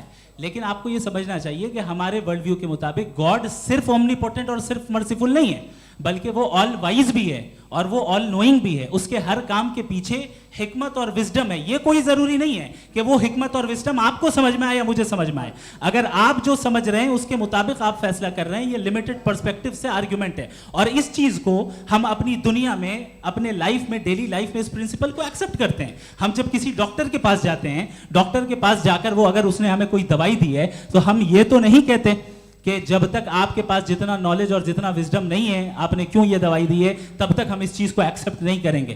نہیں کہتے, ہم اس کی اتھارٹی کو تسلیم کرتے ہیں. کیوں؟ کیونکہ اس کی ہم جانتے ہیں کہ وہ نالجبل ہے, وہ وزڈم والا ہے, ہم سے زیادہ نالج اور ہم سے زیادہ وزڈم ہے. بتائیں سر. میں نے ڈاکٹر میں اور خدا میں بڑا ڈفرینس سے ڈاکٹر پڑھا لکھا ہوتا ہے ایک, تو میں اس کی بات سنوں گا. دوم یہ نہیں, کچھ جواب تو یہ بھی نہیں ہے سر پلیز. اگر سب آڈینس سے بولنے لگیں گے تو پھر مطلب نہیں سویلائز بحث کا. مطلب آپ یہ کہیں کہ چونکہ آپ ڈاکٹر پہ بلیو کرتے ہیں اس لیے خدا پہ بلیو کیے, کیا یہ مثال آپ کو سمجھانے کے آرگیومنٹ ہے, اس پہ آپ کو اعتراض نہیں ہے. تو سمپل بات یہ ہے کہ میں اگر یہ یقین کر رہا ہوں کہ ایک اومنی پوٹنٹ اس کی مصلحت ہے, یہ جو بچے مر رہے ہیں یہ مصلحت ہے اس کی, مجھے نہیں چاہیے اس مصلحت. اس کی مصلحت نہیں, یہی تو سمجھنا ہے. مطلب ایکسپیڈینس. اچھا, آپ نے ابھی میری بات پوری سنی نہیں. میں نے کہا آپ کا پورا آرگیومنٹ 2 فالس اسمپشنز پر ہے. ایک فالس اسمپشن میں نے بتا دیا. دوسرا فالس اسمپشن یہ ہے کہ اس دنیا میں ایول کے ہونے کا کوئی گڈ ریزن نہیں ہے, جبکہ ہمارے پاس بعض ریزنز موجود ہیں, ہمارے پاس بعض وجوہات موجود ہیں. اگر اس دنیا میں ایول نہ ہو تو آپ گڈ کو ڈیفائن کیسے کریں گے؟ اگر ظلم نہ ہو آپ انصاف کو سمجھیں گے کیسے؟ اگر تاریکی نہ ہو تو آپ لائٹ کو سمجھیں گے کیسے؟ بہت اچھے. ابھی اور سن لیں, ابھی اور باقی ہے. یہ تو بات بہت پسند آئی صاحب مجھے کہ جب تک ریپ نہ ہو تب تک عورتوں کی عزت کا خیال آپ نے میرا جواب پورا سنا ہی نہیں. جب تک کہ بچوں کا قتل نہ کیا جائے تب تک آپ کو بچوں کی معصومیت کی عزت. آپ نے پورا جواب سنا ہی نہیں. کیا بات ہے, کیا آپ نے نکتہ نکالا؟ آپ نے پورا جواب سنا ہی نہیں. آپ سن لیں, میری بات سن لیں. یہ میں نے آپ کو ایک چیز بتائی. دوسری چیز, اس دنیا میں ہم آئے ہیں ٹیسٹ کے لیے, ہمارا ٹیسٹ ہو رہا ہے اور ہر انسان کا الگ الگ انداز میں ٹیسٹ ہوتا ہے. اور اس دنیا میں اگر ایول موجود ہے تو وہ ایول ذریعہ ہے ہمارے اندر ہیومن نوبل کوالٹیز کو ڈیولپ کرنے کا اور الگ الگ فیلڈ میں پروگریس کرنے کا. اور اگر ہمارے اندر اور اس دنیا میں ایول نہیں ہوتا تو بتائیے ٹیسٹ کا مطلب کیا ہوتا؟ اگر میں اپنے اسٹوڈنٹ کو MCQs دوں اور اس میں صرف رائٹ آنسر لکھ کر دے دوں اور کہوں تمہارا ٹیسٹ ہو گیا, یہ میننگ لیس ہے. اس دنیا میں اگر ہم ٹیسٹ کے لیے آئے ہیں تو ظاہر ہے گڈ اینڈ ایول دونوں موجود ہے.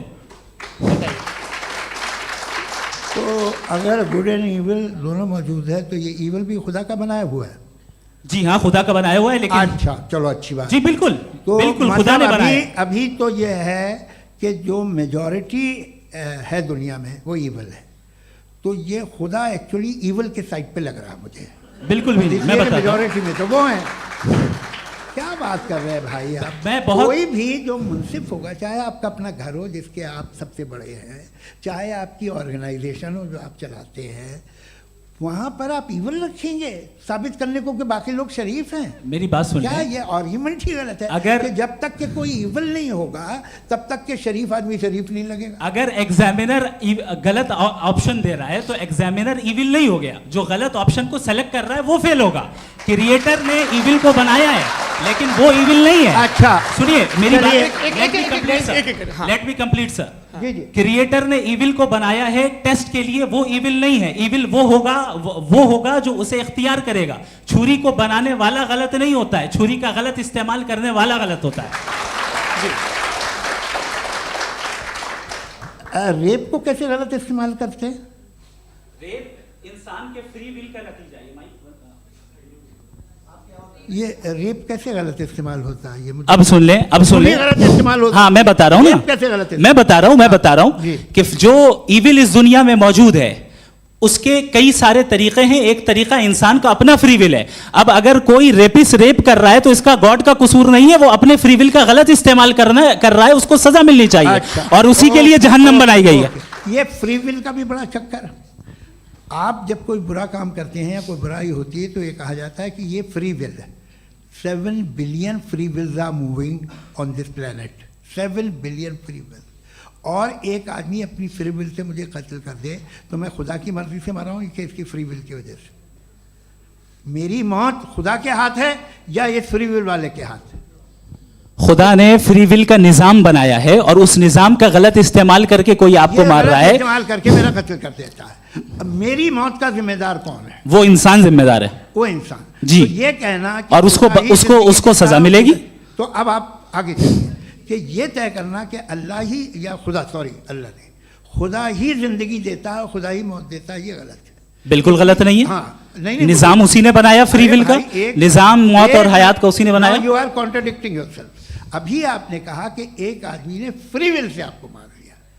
اس میں اسے فری ول دی گئی تھی, اس نے غلط استعمال کیا. 7 billion free wills are moving on this planet. اور آپ چاہ رہے ہیں کہ میں صرف خدا کا دھیان کروں. یہ 7 billion free wills کو مجھے لک آفٹر کرنا پڑے گا کہ نہیں؟ یہ تو تباہیاں کر رہی ہیں اور تباہیاں زیادہ ہو رہی ہیں. بالکل. تو اگر آپ بتائیں اگر خدا نہیں ہے فار ایگزامپل, تو آپ ایول کو کیسے ڈیسائیڈ کریں گے؟ یعنی how can you define evil objectively without God? دیکھیے دنیا میں 2 طرح کے جانور ہیں. ایک جو اکیلے رہتے ہیں جنگل میں, اور ایک جو گروپس میں رہتے ہیں.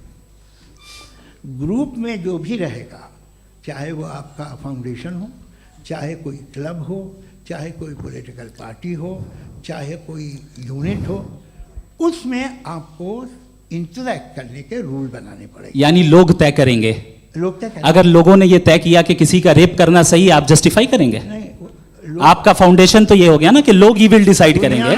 نہیں, ارے دنیا میں ایسے گروپس ہیں جو ریپ کو جائز مانتے ہیں سرٹن حالات میں.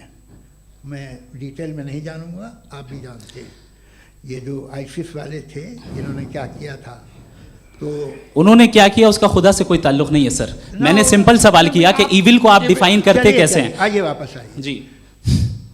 آپ ساتھ میں تبھی رہ سکتے ہیں جب کچھ آپ ایسے اصول ڈیولپ کریں جس میں ہر ایک کا بیسک تحفظ, ہر ایک کا بیسک رائٹ ہو اور ہر ایک کو کوئی آرام ملے. یہی طریقہ ہے کسی بھی آرگنائزیشن جس میں ایک سے زیادہ لوگ ہیں. اور وہ ایسے چلتی ہے زندگی. اس میں اگر آپ گڑبڑ کریں گے تو تباہی ہوگی, نقصان ہوگا, بربادیاں آئیں گی. اور اگر اس میں آپ گھر لے لیجیے نا, ایک ہسبینڈ ہے, ایک وائف ہے, بچے ہیں, والدہ بھی ہیں, 2 بہنیں بھی ہیں, ایک بھائی بھی ہے. اب اس میں کوئی نظام آپ کو چاہیے ساتھ میں رہنے کا, اور ایک دوسرے پہ بھروسہ رہے, ایک دوسرے کے بھائی خواہ ہوں, ایک دوسرے کی مدد کریں, ایسی زندگی. سر آپ کی بات آ گئی, آپ یہ کہہ رہے ہیں کہ لوگ ڈیسائیڈ کریں گے کیا صحیح ہے کیا غلط ہے, یہی ہے میجورٹی ڈیسائیڈ کرے گی کیا صحیح ہے کیا غلط ہے؟ ارے بھائی بالکل. میجورٹی اگر یہ کہے کہ نازی جرمنی کے ساتھ جس طرح میجورٹی تھی کہ جینوسائیڈ کرنا صحیح ہے, آپ جسٹیفائی کریں گے؟ اس وقت آپ کا یہ سوال صرف اس کے بعد کلوزنگ. ہاں اس وقت پلانٹ پہ جو لوگ تھے ان میں کتنے لوگ ہٹلر کو صحیح سمجھتے؟ اچھا, پلانٹ کی میجورٹی طے کرے گی سوسائٹی کی نہیں, پلانٹ کی میجورٹی گاڈ کے ایگزسٹنس کو صحیح مانتی ہے, آپ کیوں نہیں مانتے؟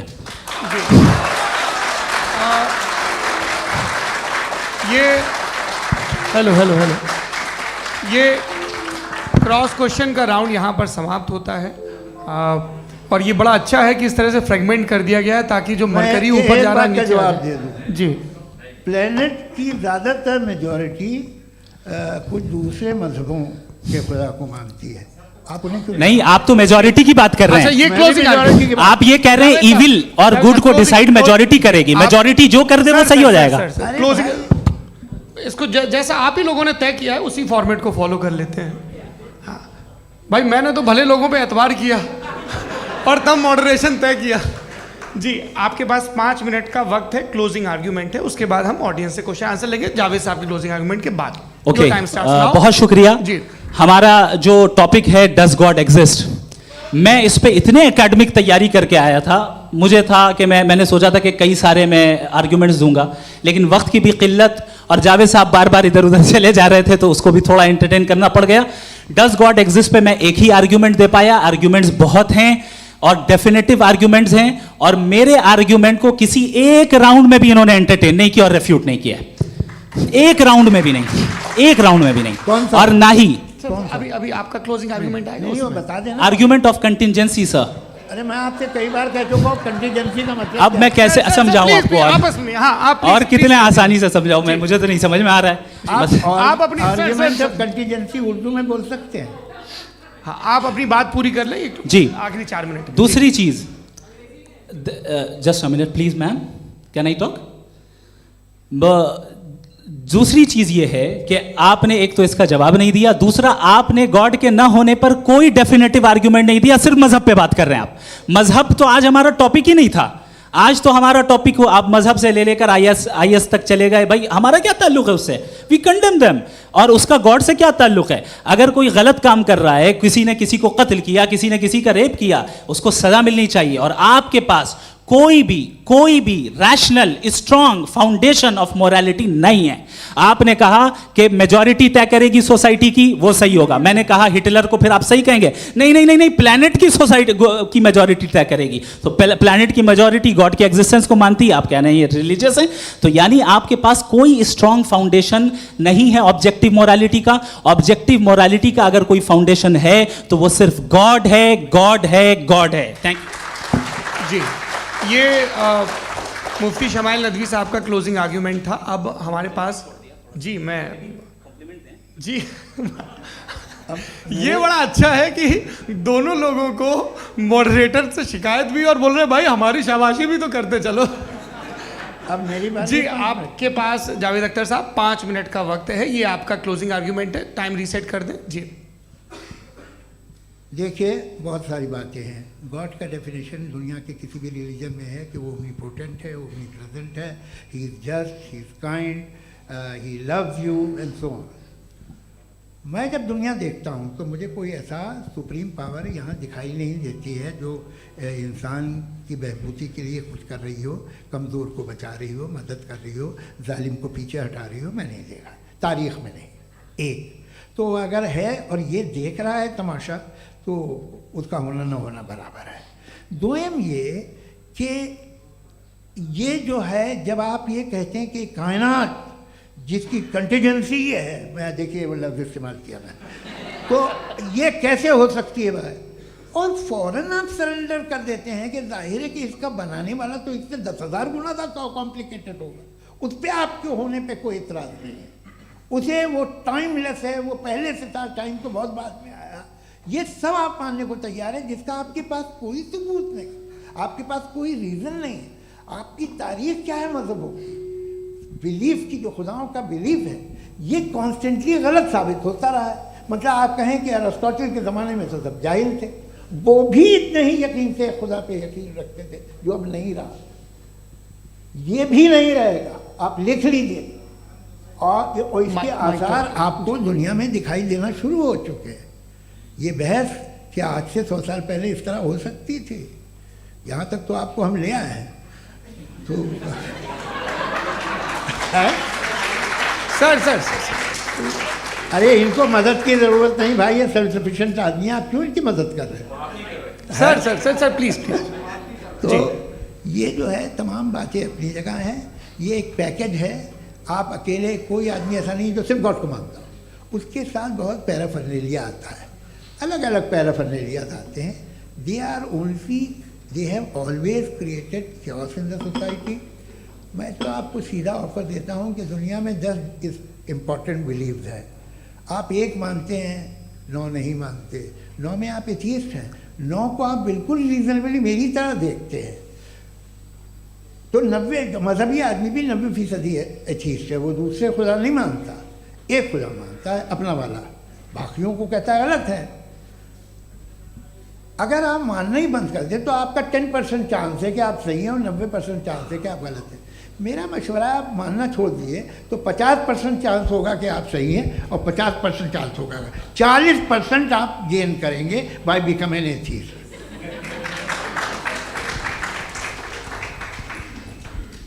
ये एक फरसूदा ख्याल है, ये ख़त्म हो रहा है। हो सकता है मेरी ज़िंदगी में ना हो, लेकिन ये हो जाएगा। जो बातें ये इनको आप मेटाफिज़िकल ये वो ऐसे रिस्पेक्टेबल टर्म दे दिए, ये तो उन लोग के हैं जिन्हें ना फिज़िक्स मालूम थी ना मेटा मालूम था, ये उन्होंने आपको दिए हैं। जी बहुत शुक्रिया आप दोनों लोगों का। और अब इस बातचीत का आखिरी राउंड शुरू होगा, डज गॉड एग्जिस्ट की ये बहस मुफ्ती शमाइल नदवी और जावेद अख्तर साहब के बीच। आप लोग अपने अपने हाथ ऊपर करेंगे, मैं यहाँ से तय करूँगा। और माइक हमारे पास है क्या? एक ही माइक है ऑडियंस के लिए? 2 माइक है, एक इस तरफ एक इस तरफ, ठीक है। तो जी सबसे पहले हमारी सहयोगी हैं मारिया शकील जी, पूछिए सवाल। थोड़ा सा रुकेंगे ताकि कैमरे का फ्रेम आप पर आ जाए, आपकी तो प्रैक्टिस है टीवी की। जी नदवी साहब, मैं खुदा को मानती हूँ, पहले मैं इसी प्रमाइस से शुरू कर रही हूँ और ये बता रही हूँ आपको, मैं मानती हूँ। लेकिन कुछ सवाल हैं जो जावेद साहब ने उठाया, उसका जवाब आपको देना चाहिए। पहला सवाल ये कि गज़ा में सालों से छोटे बच्चे मर रहे हैं, वो उनको, अगर खुदा मर्सीफुल है, हम मानते हैं कि अल्लाह ताला में बहुत ताकत है, तो वो बच्चे क्यों मर रहे हैं? दूसरी बात ये कि अगर कंटिजेंसी की जो आप बात करते हैं, पूरे मुस्लिम ममालिक मिल करके भी उन गज़ा के बच्चों को क्यों नहीं बचा पा रहे हैं? क्योंकि अगर वो चाहते, क्योंकि अल्लाह ताला उन पर हुकूमत करते हैं, सब पर हुकूमत करते हैं, तो वो उनको क्यों नहीं बचा? जी थैंक यू वेरी मच। बहुत अच्छा किया आपने इस चीज़ को जिक्र कर दिया, मैं इसको और अच्छे से एक्सप्लेन करने की कोशिश करता हूँ। देखें, जहाँ तक आपने कहा कि गज़ा के बच्चों को मारा जा रहा है, देखें 2 वर्ल्ड व्यू है, एक एथीस्टिक वर्ल्ड व्यू, एक थीस्टिक वर्ल्ड व्यू है। बच्चे मर रहे हैं दोनों वर्ल्ड व्यू में, लेकिन हमारा वर्ल्ड व्यू कह रहा है कि रिकॉम्पेंस है, ये कह रहे हैं कि उनका मरना बेकार जाने वाला है, कोई उसका रिकॉम्पेंस नहीं है, चूंकि इनके यहाँ आखिरत और अल्लाह का कोई तसव्वुर या गॉड का कोई तसव्वुर नहीं है। आपने ये सवाल किया कि गॉड मर्सीफुल है, क्यों नहीं रोकता? ये मैंने बताया कि ये मिसकंसेप्शन है लोगों के दरमियान कि गॉड को सिर्फ मर्सीफुल और ओमनीपोटेंट समझते हैं। गॉड के सिर्फ यही 2 एट्रीब्यूट्स नहीं हैं, गॉड के कई सारे एट्रीब्यूट्स हैं, उनमें से अल हकीम भी है, उनमें से ऑल वाइज भी है, ऑल नोइंग भी है। लिहाजा अगर इस दुनिया में किसी को तकलीफ आ रही है और गॉड उसको नहीं रोक रहा है, वो इसलिए नहीं रोक रहा है चूंकि इंसानों को फ्री विल दिया गया है। ठीक इसी तरीके से अगर एक डॉक्टर किसी छोटे बच्चे को इंजेक्शन लगा रहा है, उसे तकलीफ पहुंच रही है, उसके लिमिटेड पर्सपेक्टिव के एतबार से ये गलत हो रहा है और डॉक्टर बुरा है, लेकिन जब आप ब्रॉडर पिक्चर को देखेंगी, आपके और हमारे पास सिर्फ एक पिक्सल है, हमें इतना नजर आ रहा है कि गजा में कत्ल हो रहा है, लेकिन इसके पीछे कितना रिकॉम्पेंस उनको मिलने वाला है, पूरा पिक्चर गॉड के पास है। तो एक पिक्सल से आप पूरे पिक्चर को कभी भी जज नहीं कर सकती। आप इसमें कुछ जोड़ना चाहेंगे? आपको कुछ बोलना है इसमें? भैया आपने बहुत अच्छा जस्टिफिकेशन दिया। या आप वो जो वहाँ के प्राइम मिनिस्टर इजराइल के उन्हें भेजिए, वो बहुत खुश होंगे। आप जस्टिफिकेशन दे देना कि अगर गॉड नहीं है तो बच्चे क्यों मर रहे हैं, आप बताएं। वो ये सवाल पूछ रहे हैं कि अगर आप ईश्वर का अस्तित्व नहीं मानते हैं तो उन बच्चों की मौत को आप कैसे इंटरप्रेट करते हैं? भाई ये दुनिया जो है, जो ताकतवर लोग होते हैं वो एक नाइंसाफ़ी करते हैं। तो ये अच्छा काम है आपके नजदीक, तो नेचर नाइंसाफी पे मबनी है। अरे मेरे भाई, आप नेचर की कहाँ बात कर रहे हैं, तो इंसान की बात जी, कर ये तो फिर क्रॉस जब मैं इंसान की बात कर रहा था, आप नेचर की बात करने लग क्रॉस गए। एग्जामिनेशन नहीं। हाँ, अब आप मुझे बोलने नहीं देंगे तो अलग बात है, आप बोलिए, मैं मुझे कोई चीज़ जल्दी नहीं। जी नहीं, ये क्रॉस नहीं, एग्जामिनेशन एक है। मिनट रुकिए। क्रॉस मुझे एग्जामिनेशन। बोल तो लेने दीजिए। जी, बोलिए। ऐसी क्या बात ये है कि ह्यूमन सोसाइटी तभी साथ में रह सकती है जब वो मोहब्बत से, एकता से, एक दूसरे के एहतराम करके रहे। इसके अलावा पॉसिबल नहीं है, अकेले तो इंसान रह नहीं सकता। वहाँ पर कुछ लोग हैं जो फाउल करते हैं। वो फाउल हम हमेशा से तारीख में होता आया है। आज ये हो रहा है, जो हो रहा है बहुत बुरा हो रहा है, बहुत जालिमाना है, बहुत जाबराना है। उसको आप कहें कि ये बच्चों को कॉम्पनसेशन मिल जाएगा या इसकी इंजेक्शन है, इंजेक्शन तो हेल्थ के लिए दिया जाता है। आप ये कह रहे हैं कि ये बच्चों की जो धज्जियाँ उड़ रही हैं ये इंजेक्शन है, ये विटामिन टेस्ट का। है, ये टेस्ट है, और उस टेस्ट में उनको अगले ऐसा रिकॉम्पेंस मिलेगा जो आपके तस्वुर के बाहर है। ये आप 3 बरस के बच्चे को बारूद से उड़ा के टेस्ट ले रहे हैं। वाह, वो नहीं ले रहा है, खुदा नहीं उड़ा रहा है, इजराइल उड़ा रहा है। जी, ये तो उसको कंडेम अगला करें। सवाल लेते हैं। अगला सवाल लेते हैं प्रोफेसर पुरुषोत्तम अग्रवाल। मुफ्ती साहब, एक निवेदन आपसे है कि कम से कम थोड़ा सा माइक क्लोज एक रिलीजियस और फिलोसफिकल कर रहे मैम प्लीज।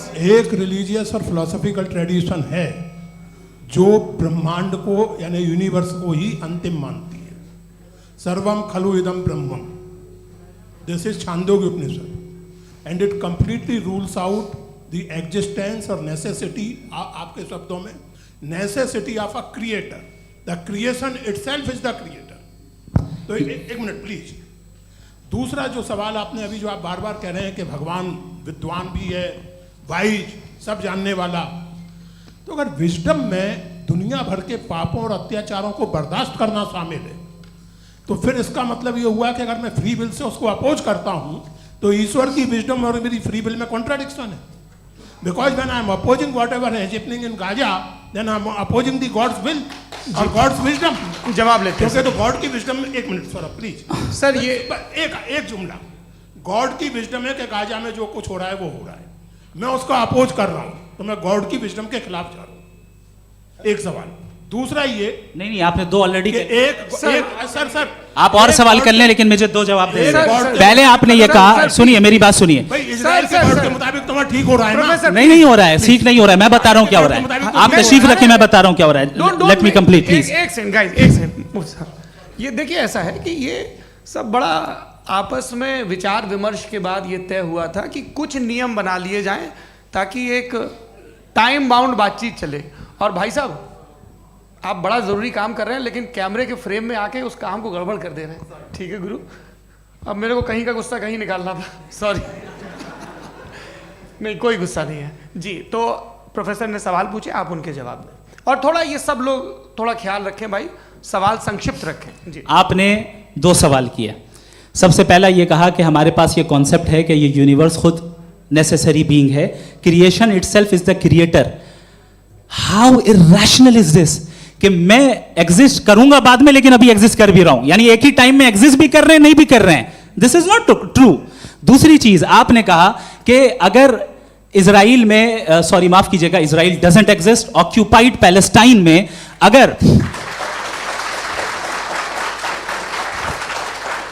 अगर ऑक्यूपाइड पैलेस्टाइन में बच्चों को मारा जा रहा है फ्री विल की वजह से और गॉड नहीं रोक रहा, ये कॉन्ट्रडिक्शन है। ये बताइए कि एक एग्जाम में एक बच्चा गलत आंसर लिख रहा है, सुनिए, एग्जामिनर चाहे तो रोक सकता है, क्यों नहीं रोक रहा है? ये कॉन्ट्रडिक्शन है, ये कॉन्ट्रडिक्शन नहीं है। नहीं सर, ये आपस में जी, ये क्या आपका सवाल? माइक दीजिए। फ्री विल दिया गया है टेस्ट के लिए, अकाउंटेबिलिटी के लिए। अगर फ्री विल नहीं होता तो आप कहते हैं हमें रोबोट बना दिया गया। नॉट मिसरिप्रेजेंट माय पोजीशन, आपकी जो भी पोजीशन, मैं अपनी फ्री विल के नाते, अपने ह्यूमन विजडम के नाते गाजा में हो रही अत्याचार का विरोध करता हूं। बिल्कुल करना चाहिए। आपके हिसाब से मैं गॉड की विजडम का विरोध कर रहा हूं? बिल्कुल नहीं, वहां जो हो रहा है गॉड की बिल्कुल भी नहीं, बिल्कुल भी नहीं। उसका वहां पर गाजा में कत्ल होना ये इंसानों के गलत इस्तेमाल का नतीजा है, फ्री विल के इस्तेमाल का नतीजा है। गॉड इसका हुक्म नहीं देता, उससे रोकता है। यही तो मसला है ना, आपके लिए कॉन्सेप्ट क्लियर नहीं नहीं भाई, आपने तो बताया था इंजेक्शन लगाने से बच्चे को तकलीफ होती है, ये इंजेक्शन लगा। सर आप ऐसे रेटोरिक स्टेटमेंट दें तब तो कोई मसला नहीं, आपने समझते बोला कि रहेंगे। Injection this is a rhetoric statement, this is not a logical argument sir. I am sorry, I am ये सॉरी। आखिरी 30 मिनट बड़े मुश्किल होने वाले हैं। जी मुफ्ती साहब आगे बैठे हैं, इनको माइक दीजिए।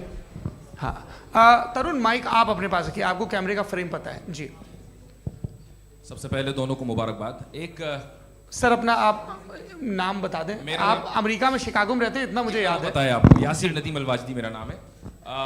जावेद सर आपसे एक क्वेश्चन है इन्फिनिट रिग्रेस के ताल्लुक से। एक हाइपोथेटिकल सिनेरियो है, मसलन अगर आप सर माइक थोड़ा सा प्लीज क्लोज रखिए। ओके। जी अगर आप शायर इसलिए हैं कि आपके कोई उस्ताद शायर थे, और वो इसलिए शायर थे कि उनके कोई उस्ताद शायर थे, और इसी तरीके से हम माजी में पीछे चलते चलते चले जाएं और कहीं ना रुके, तो माफ कीजिएगा आप कभी शायर नहीं हो सकते। लेकिन आप शायर हैं, आपका शायर एग्जिस्ट करता है, इसका मतलब ये है कि आप कहीं ना कहीं रुके हैं।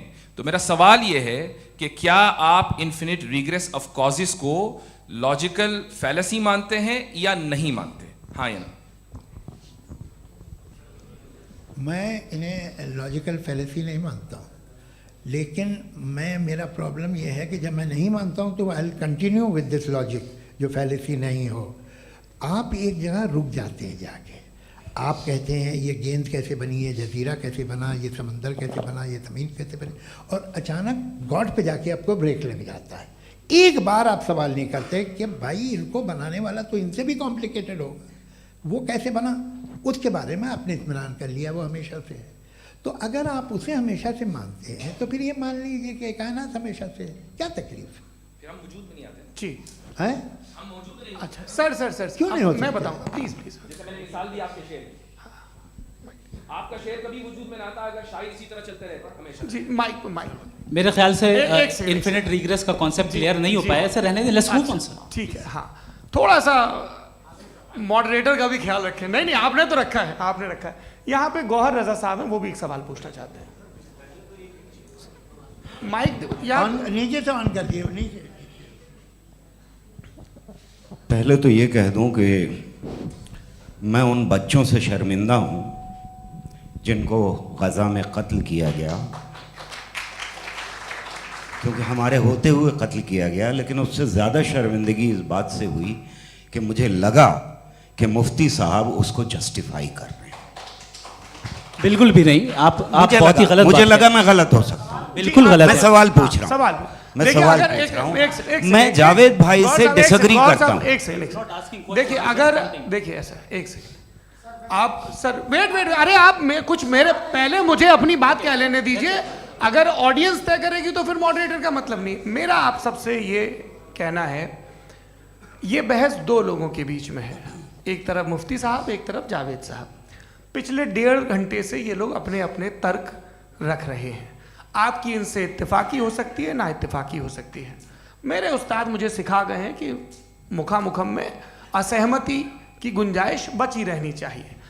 अगर मैं आपकी बहुत इज्जत करता हूँ गौहर साहब, आपने जो कमाल की किताबें लिखी, साइंटिफिक टेम्परामेंट, लेकिन मेरी ये गुजारिश है आप सब से कि यदि आप इन लोगों ने जो बोला उन पर टिप्पणियां करेंगे तो ना वक्त की पाबंदी रहेगी, ना वो अनुशासन। आप सवाल पूछ लें, उस सवाल में जो बात आ जाए वो आ जाए। मैं जावेद साहब से डिसएग्री करता हूं, इसलिए जावेद साहब से सवाल पूछ रहा हूं। आपका सवाल जावेद अख्तर साहब से। और सवाल ये है मेरा कि जावेद साहब ने कई बार लॉजिक का इस्तेमाल किया कि साइंस में लॉजिक है और रिलीजन में लॉजिक नहीं है। मेरा ख्याल ये है कि रिलीजन में भी लॉजिक है, लेकिन उस लॉजिक की बेसिस ये है कि आप रुक जाते हैं, जिसका जिक्र जावेद साहब ने बार बार किया, यानी खुदा के तसव्वुर पे आते हुए, गॉड के तसव्वुर पे आते हुए रुक जाते हैं। और इसमें सवाल पूछना मतलब फॉरबिडन होता है। सवाल ये है कि क्या जावेद साहब इससे एग्री करते हैं کہ سائنس کی لاجک الگ ہے اور ریلیجن کی لاجک الگ ہے. بتائیے سر. دیکھیے 3 چیزیں ہیں. سائنس ہے، ایک ہے منطق ہے، استدلال ہے، اور ایک جو ہے کچھ بھی نہیں ہے، فیتھ ہے، عقیدہ ہے. میں عقیدے کی لاجک کا قائل نہیں ہوں. مجھے آپ استدلال سے، لاجک سے، ریزن سے سمجھائیے، میں ماننے کو تیار ہوں، میرا کیا نقصان ہوگا. لیکن یہ کہ عقیدے پہ میں نہیں جا سکتا ہوں. عقیدے کا مطلب ہے کہ تم یہ مان لو، سوال نہ کرو، یہ نہیں. آپ ساری باتیں کر کے، بڑی سائنٹیفک باتیں کر کے ایک جگہ جا کے خدا کے حدود پہ رک جاتے ہیں، سرنڈر کر دیتے ہیں. میں سرنڈر کرنے کو تیار نہیں. That's all. جی یہ آگے سر بیٹھے ہوئے ہیں، ان کو مائک دیجیے. بھائی وہ آپ پوچھنا چاہ رہے تھے نا بھائی؟ ہاں نہیں میں جی. آپ کا نام؟ عاصم افتخار. آصف جی پوچھیں.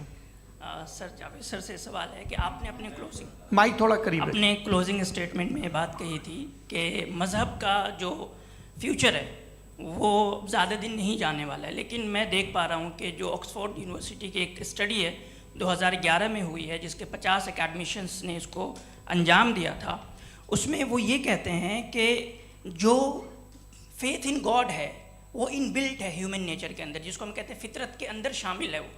اور وہ یہ کہتے ہیں کہ اگر کوئی یہ سمجھتا ہے کہ مذہب کو وہ ختم کر دے گا تو یہ اس کی غلط فہمی ہے. تو آپ اس کے بارے میں، اس اسٹڈیز کے بارے میں کیا کہتے ہیں؟ ٹھیک ہے. میں ان سے ایگری نہیں کرتا ہوں. وہ کون سے پروفیسر ہوں گے؟ ایسا ان کے پاس ڈیٹا ہے، انہوں نے ڈیٹا کے بیس ہوگا. ڈیٹا کیا ہو سکتا ہے؟ فیوچر کا ڈیٹا تو نہیں ہو سکتا نا ان کے پاس. پریزنٹ کا ڈیٹا ہو سکتا ہے. ڈیٹا آپ نے سنا 100 سال پہلے کا بعد کا ڈیٹا؟ میں نے تو نہیں سنا آج تک. تو آج ان کی یہ رائے ہے اور ہوگی رائے. ٹھیک ہے، دنیا میں طرح طرح کی رائے ہیں لوگ. لیکن میں سمجھتا ہوں کہ وقت کے ساتھ انسان زیادہ سے زیادہ ریزنیبل اور لاجیکل ہوتا جا رہا ہے. آج آپ دیکھیے ویسٹرن یورپ میں کیا پرسنٹیج ہے نان بلیورس کی؟ بہت ہائی. وہاں چرچ خالی پڑے ہوتے ہیں. تو الٹیمیٹلی تو انسان کوئی ایسی بات بہت عرصے تک نہیں مان سکے گا، چاہے غلط یا صحیح، جو اسے، اس کے دماغ کو، اس کے ذہن کو، اس کی لاجک کو اپیل نہ کرے. وہ کہہ رہے ہیں تو آکسفورڈ کے ہوں گے تو کیمبرج کے ہوں گے، تو مجھے کیا لینا دینا. ان کا ڈیٹا مستقبل کا نہیں ہو سکتا ہے. جی دیپک ہاں پوچھیں. میں آؤں گا ابھی، پیچھے کی سائڈ بھی آؤں گا، مائک وہیں بھیجوں گا 2-3 سال کے لیے. جی جاوید صاحب آپ سے سوال ہے. نمستے. ارے بھائی سر اگر آپ ہی لوگ طے کرنا ہے تو پھر 200 لوگ طے کر لیں. نہیں sir please don't do this sir. Sir every body has a right sir, but we can only take selected questions.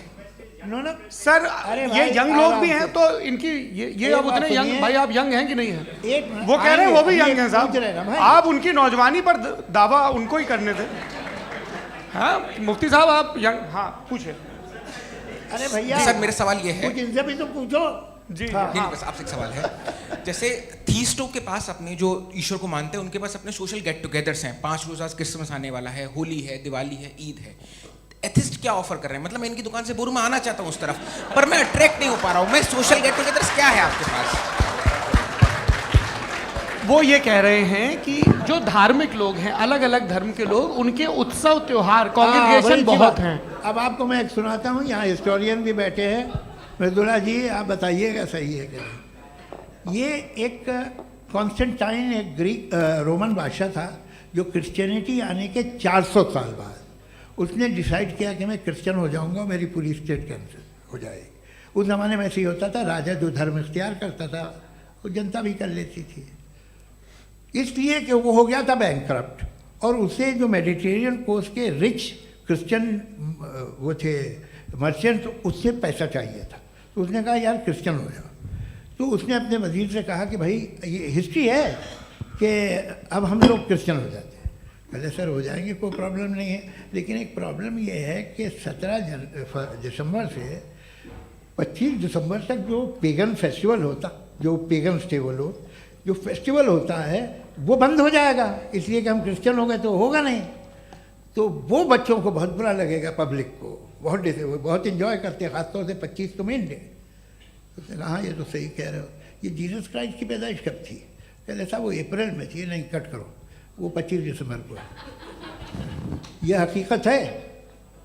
اور 400 سال بعد کرسچینٹی کے اپریل سے دسمبر لے آئے, اور اس لیے کہ یہاں پیگن فیسٹیول ہوتا تھا. اب مناتے ہیں آپ آرام سے. یہ جو سارے فیسٹیول ہیں یہ ریلیجن سے, ہر ایک کو ایک انٹرٹینمنٹ ڈپارٹمنٹ چاہیے ہوتا ہے اپنی کمپنی چلانے کے لیے.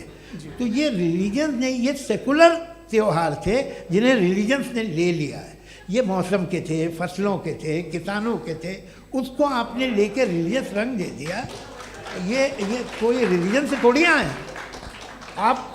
اچھا ہمیں دیکھیے, ہم تو مولد ہیں, ہم عید مناتے ہیں, ہم دیوالی مناتے ہیں, ہم ہولی مناتے ہیں, ہم کرسمس مناتے ہیں. بمبئی کی فلم انڈسٹری کی سب سے بڑی ہولی ہمارے گھر میں ہوتی ہے, سب سے بڑی عید ہمارے گھر میں ہوتی ہے. وہ ہماری سوشل وہ ہے, ہمارا ہیریٹیج ہے. ایسا تھوڑی ہے کہ وی ول through the baby along with the water. یہ تو اچھی چیز ہے, انہیں رکھو, جو بیکار ہے پھینک دو. جی ہاں ہیلو جی, میرا سوال نادوی جی سے ہے. جیسا کہ آپ نے بولا کہ گاڈ ٹائم کے بھی پرے ہیں, اور گاڈ اتنی کمپلیکس چیز ہے کہ اسے ہیومن مائنڈ سمجھ نہیں سکتا, اور گاڈ نے ارتھ پہ فری ول بھی دے دی ہے. تو آپ اپنا وقت ضائع کیوں کر رہے ہیں گاڈ کے بارے میں بات کر کے؟ اپن کو تو بات کرنی چاہیے کہ سوسائٹی کو بہتر کیسے کریں. جی میں گاڈ وہی بتاتا ہے سوسائٹی کو کیسے بہتر کرے. ابھی میں آپ کا جواب دیتا ہوں. آپ نے کہا کہ ٹائم پہ وہ ایگزسٹ نہیں کرتا, سو میرا سوال یہ ہے کہ جیسا آپ نے بولا کہ گاڈ بہت ہی کمپلیکس چیز ہے, میں نے کہا ہی نہیں کہ کمپلیکس ہے, تو آپ کے الفاظ ہیں. کمپلیکس کا لفظ گاڈ کے لیے سوٹیبل نہیں ہے. کیوں؟ کیونکہ کمپلیکس وہ چیزیں ہوتی ہیں جو object who. God is not an object جس کو آپ انسٹرومنٹ کے ذریعے لیبوریٹری میں جا کے ٹیسٹ کریں, او اٹس ویری کمپلیکس. نو, وہ کوئی کار کا انجن نہیں ہے. وہ فلاسافیکلی نیسیسری بینگ ایسی بینگ ہے جو سمپل بینگ ہے. ہاں آپ اس کو مکمل طور پہ اس کی تمام حکمتوں کو جان لے اور ہر چیز کو جان لے, یہ پاسبل نہیں ہے, چونکہ وہ آل وائز ہے, آپ آل وائز نہیں ہیں, اور وہ خدا ہے, وہ آپ کو ساری چیزیں بتا دے, یہ ضروری نہیں. میرا سوال یہ نہیں تھا. میرا سوال یہ تھا کہ جب گاڈ اتنا پرے ہے اس دنیا سے کہ اس نے ارتھ پہ فری ول بھی دی ہے, ہم سب ہیومنس کی فری ول ہے, اور جو سوسائٹی میں ہو رہا ہے وہ اپن لوگ ڈیسائیڈ کریں گے. تو اپن لوگ ڈیسائیڈ نہیں کریں گے نا, اپن لوگ ڈیسائیڈ نہیں کریں گے. گاڈ جو ہے, گاڈ نے وہ اس کی ذات, اس کی ایگزسٹنس ٹائم اینڈ اسپیس سے پرے ہے, لیکن وہ ہمارا ٹیسٹ لے رہا ہے, اور اسی گاڈ نے ہمیں بتایا کہ تمہیں کیا کرنا ہے کیا نہیں کرنا ہے. تو ظاہر اس گاڈ کی بات سنیں گے نا ہم. جی وہ پیچھے ایک چشمہ لگایا جو میم کھڑی ہیں, ان کو دیجیے. ہاں آپ جی جی بالکل آئیں گے. دیکھیے میں کوشش کر رہا ہوں سب طرف جانے کی. ہاں ان کو دیجیے مائک. جی ہیلو سر, میں اومنی پریزنٹ نہیں ہوں, ٹائم پابند ہوں, اور جہاں تک کوشش کر سکتا ہوں کروں گا. جی اپنا نام بتائیے. میرا نام ارسلا ہے, میں دلی یونیورسٹی کی ایک اسٹوڈنٹ ہوں, اور میں اسٹوڈنٹ فیڈریشن آف انڈیا سے ہوں. میرا سوال مفتی جی سے ہے کہ اس ہال کے اس کمرے میں بیٹھ کے ہم لوگ ریپ کی مورالٹی کے بارے میں فلاسفیکلی بات تو کر سکتے ہیں, بٹ اصلیت یہ ہے کہ روزمرہ کی زندگی میں عورتیں ریپ کے تھرو گزرتی ہیں, اور ہم لوگ صرف نمبرز پہ اس طرح نہیں دیکھ سکتے, کیونکہ کتنی عورتیں ہیں ان کنٹریز میں جہاں پہ آپ بتا رہے ہیں کہ کیسز کم ہیں, جن کا ایکسیس ہے کہ وہ جا کے کیس فائل کر سکیں. کتنی عورتیں ہیں جو جن کو کام کرنے کی آزادی ہے ان کنٹریز میں. یورپ میں یہ آزادی آ گئی, یورپ میں یہ رولز آ گئے, تو ہم آج اس کے بارے میں بات کر پا رہے ہیں. جی جواب. آپ نے یہ کہا کہ کمرے میں بند ہو کر ہم لوگ اس پر فلاسفیکلی بات کر سکتے ہیں, لیکن حقیقت میں کیا ہو رہا ہے, وہ گراؤنڈ لیول پہ کیا ہو رہا ہے جو بہت غلط ہو رہا ہے, اور وہ سفر کر رہی ہیں. آئی اگری, بہت غلط ہو رہا ہے, اور جو غلط ہو رہا ہے اس کو ہمیں روکنا ہے. اور کیوں روکنا ہے, وہ غلط کیوں ہے؟ ہمارے پاس اس کا آبجیکٹو فاؤنڈیشن ہے, ان کے پاس اس کا آبجیکٹو فاؤنڈیشن نہیں ہے. میں یہ کہنا چاہ رہا ہوں کہ جہاں پہ بھی ظلم ہو رہا ہے, جہاں پہ بھی عورت پہ ظلم ہو رہا ہے, یا اس کی عزت لوٹی جا رہی ہے, یا اسے تکلیف پہنچائی جا رہی ہے, اور صرف عورت نہیں, کسی انسان کے اوپر بھی ظلم ہو رہا ہے, تو اس کے خلاف کھڑا ہونا, یہ مورالٹی ہمارے پاس گاڈ کے پاس سے آئی ہے. ورنہ جاوید صاحب تو کہہ رہے ہیں کہ جو ہے میجورٹی ڈیسائیڈ کرے گی, تو میجورٹی تو کبھی بھی بدل سکتی ہے. کیا آپ یہ تھوڑی سی آپ کو غلط فہمی ہے. میں اگر میرے جملے سے یہ مدنیات نکلا یا میں نے کہا تو یہ جملہ میں واپس لیتا ہوں. یہ میرا مطلب ہی نہیں تھا کہ میجورٹی ڈیسائیڈ کرے. میجورٹی ڈیسائیڈ کرے تو دنیا میں بڑی, ویسے آپ نے کہا تھا یہ جملہ, میں مان رہا ہوں, بعد میں ریکیپ کر لیں گے. ایک سیکنڈ میں اپنی ایکسپلینیشن دے رہا ہوں. مناسب بات یہ ہے کہ ہم سب کے سب دل میں جانتے ہیں کہ کیا اچھا ہے کیا برا ہے. ہمیں پتہ ہے اچھی طرح سے. جو لوگ برے کام کرتے ہیں انہیں بھی معلوم اچھا کیا ہے. یہی تو سوال تھا حضرت کہ پھر یہ موریلٹی آئی کہاں سے؟ Cross examination. ہاں جی ہاں. موریلٹی ساتھ رہنے کی ڈیزائر سے آئی. یعنی ساتھ رہ کر جو کچھ کہہ دے جو کچھ کر دے وہ ہو جائے گا؟ نہیں تو آپ قاعدے سے رہ ہی کر سکتے ہیں جب تک لوگوں میں موریلٹی ہو, ورنہ کیاس ہو جائے گا. یہ آپ کو کیسے پتا؟ جی ہم نے دیکھا نا جہاں موریلٹی کا کیاس ہو گیا, ہم دیکھتے ہیں. کہاں پہ دیکھتے بھائی دنیا میں آپ جو کہہ رہے ہیں آپ کہیں پہ اگر غلط ہو رہا ہے تو اس کو آپ غلط دیکھیں. آپ ایپسٹیمولوجی کی بات کر رہے ہیں, میں آنٹولوجی کی بات کر رہا ہوں. میں اس بحث کے بعد آپ دونوں لوگوں کو چائے پہ ہوسٹ کروں گا, وہاں پہ کراس ایگزامینیشن کر لیجیے. ابھی آڈینس کا حق مار رہے ہیں آپ لوگ بھائی, سر جسٹ لوگ ہیں آپ لوگ. اور یہ بھائی یہ ہاں ادھر آئیں گے جی سر آئیں گے. اچھا سر میرا نام لئیق الرحمان ہے اور میں علی گڑھ مسلم یونیورسٹی کا اسٹوڈنٹ ہوں, اور جہاں تک مجھے پتا ہے کہ sir you are also product of علی گڑھ مسلم یونیورسٹی. میں بھی اسی چمن کا بلبل. ہاں سر, تو بڑی خوشی ہوئی مجھے جان کر کے کہ میں آپ سے ملوں گا. سوال سر میرا سوال یہ ہے, سر سید علیہ الرحمہ کا نظریہ یہ تھا کہ خدا کے وجود کو عقل کے دائرے میں رہ کر کے تلاش کرنا, نہ کہ پوری طور سے اس کا انکار کر دینا. Sir how will you define it? نہیں تو یہ تو آپ انہیں بتائیے. یہ سوال آپ سے خدا کا وجود ثابت کر رہے ہیں. سر آپ نے انکار کر رکھا ہے, اس وجہ سے میرا کوشچن. انہوں نے یہی ایک سیکنڈ, سر سید نے یہی کہا نا کہ عقل سے آپ خدا کے وجود کو ثابت نہیں کر سکتے, یہی کہا نا بھائی. وہ انہوں نے کہا کر سکتے ہیں اور وہ کر دیا گیا آج. وہ فون دو. تلاش کرنا یا ثابت کرنا عقل سے عقل سے نہیں ہو سکتا. ارے سوال تو سن لیجیے جی. عقل سے نہیں ہو سکتا ہے, یہی کہا نا آپ نے. عقل سے ہو سکتا ہے. ارے وہ یہی کہہ رہے ہیں بھائی, آپ بتا رہے ہو سکتا ہے, وہ تو کچھ اور. آپ اگر سر دیکھو نوجوان فون لے لو, اتنی کمال کی یونیورسٹی ہے. ارے بھائی دے دو ذرا ایک منٹ, دے دو بھائی میری بات سنو, مائک پہ بولو تاکہ جو لاکھوں لوگ دیکھ رہے ہیں. مائک دے دو نا. ارے دیں گے نا مائک, تم ٹھہرو تو. ہاں سر میرا سوال یہ تھا کہ سر سید علیہ الرحمہ کا ایک نظریہ تھا اپنا کہ خدا کا جو وجود ہے اس کو عقل کے دائرے میں رہ کر کے تلاش کرنا ہے, نہ کہ پورے طور سے انکار کر دینا ہے. یہ ان کا کانسیپٹ تھا. لیکن میرا سوال یہ ہے کہ آپ اس کو کیسے ڈیفائن کرتے ہیں, ایکسپلین کیسے کریں گے؟ میں آپ سے جاننا چاہتا ہوں, چونکہ you are the product of علی گڑھ مسلم یونیورسٹی. مجھے عقل کے دائرے میں رکھ کے میں نے بہت تلاش کی, مجھے ملا نہیں. ہاں یہ ادھر وہ چشمہ لگائیں جو, ہاں ان کو دے دیجیے. جی فٹافٹ پوچھیے, بس 5 منٹ ہے, 5 منٹ میں ختم ہو رہا ہے. ہاں السلام علیکم مفتی صاحب. اینڈ میرا سوال جاوید اختر صاحب سے. کیا نام ہے آپ کا؟ ارے بھیا مجھے پوچھ رہے ہیں. فیض پوچھیے فیض صاحب. تو میرا سوال یہ ہے کہ ابھی جو ایتھیسٹ ہے وہ problem of evil argument use کر رہے ہیں اگینسٹ مسلمس, رائٹ, کہ اس دنیا میں اتنا سارا ایول ہے. اور اگینسٹ مسلم تو یہاں اگینسٹ تھیسٹ. ہاں تھوڑا سا کریکٹ کر لیجیے بھائی, پوری مشقت ہی اسی بات کی تھی کہ کسی ایک مذہب پہ بات نہ ٹکے. جی تو بیسیکلی یہ آرگیومنٹ ایسا ہے کہ اس دنیا میں اتنا زیادہ ایول ایگزسٹ کرتا ہے, اور اگر ایک آل گڈ گاڈ ہے تو وہ روکتا کیوں نہیں ہے. لیکن اس سوال میں ایک ہڈن ازمپشن یہ ہے کہ اس دنیا میں ایول ایگزسٹ کرتا ہے. اب ایتھیسٹ یہ کیسے آنٹولوجیکلی پروف کر سکتے ہیں کہ اس دنیا میں ایول ایگزسٹ کرتا ہے؟ میں آپ کو بتاتا ہوں کہ تھوڑا سا سمجھا. نہیں سر ہم لوگ ان کو سننے آئے. نہیں please don't do that. I want to explain آنٹولوجیکلی. نہیں ہم سمجھ گئے سر, ان کو اب جواب دینے دیجیے. اچھا سوال پوچھ لوں میں, ابھی تک کیا تھا وہ میں تھوڑا سا ایڈ آن کر لیتا ہوں. تم گرو, ہم جب اس کا راؤنڈ 13 کریں گے نا تب تم کو اسٹیج پہ بٹھائیں گے. جی تو ہاں جلدی سے. تو دیکھیے ایتھیزم کے حساب سے سب کچھ رینڈملی بن گیا ہے, سب کچھ ایٹمس اور مالیکیولس ہے. ایک پتھر میں اور مجھ میں صرف اتنا فرق ہے کہ ہم لوگ ایٹمس اور مالیکیولس کا الگ الگ ری ارینجمنٹ ہے. اب ایک پتھر کو کوئی انسان تلوار سے 2 ٹکڑوں میں کاٹ دے یا مجھے, according to atheism it is same. There is know evil and good according to atheism. جی اچھا فیض صاحب کا سوال یہ ہے کہ ہاں کوشش بھی کرتے تو اس سے غلط سوال نہیں کر پاتے. ایک لائف فارم ہے اور لائف فارم میں فیلنگز ہیں, مطلب لائف فارم سنتا ہے, دیکھتا ہے, ٹیسٹ کر سکتا ہے, فیل کر سکتا ہے.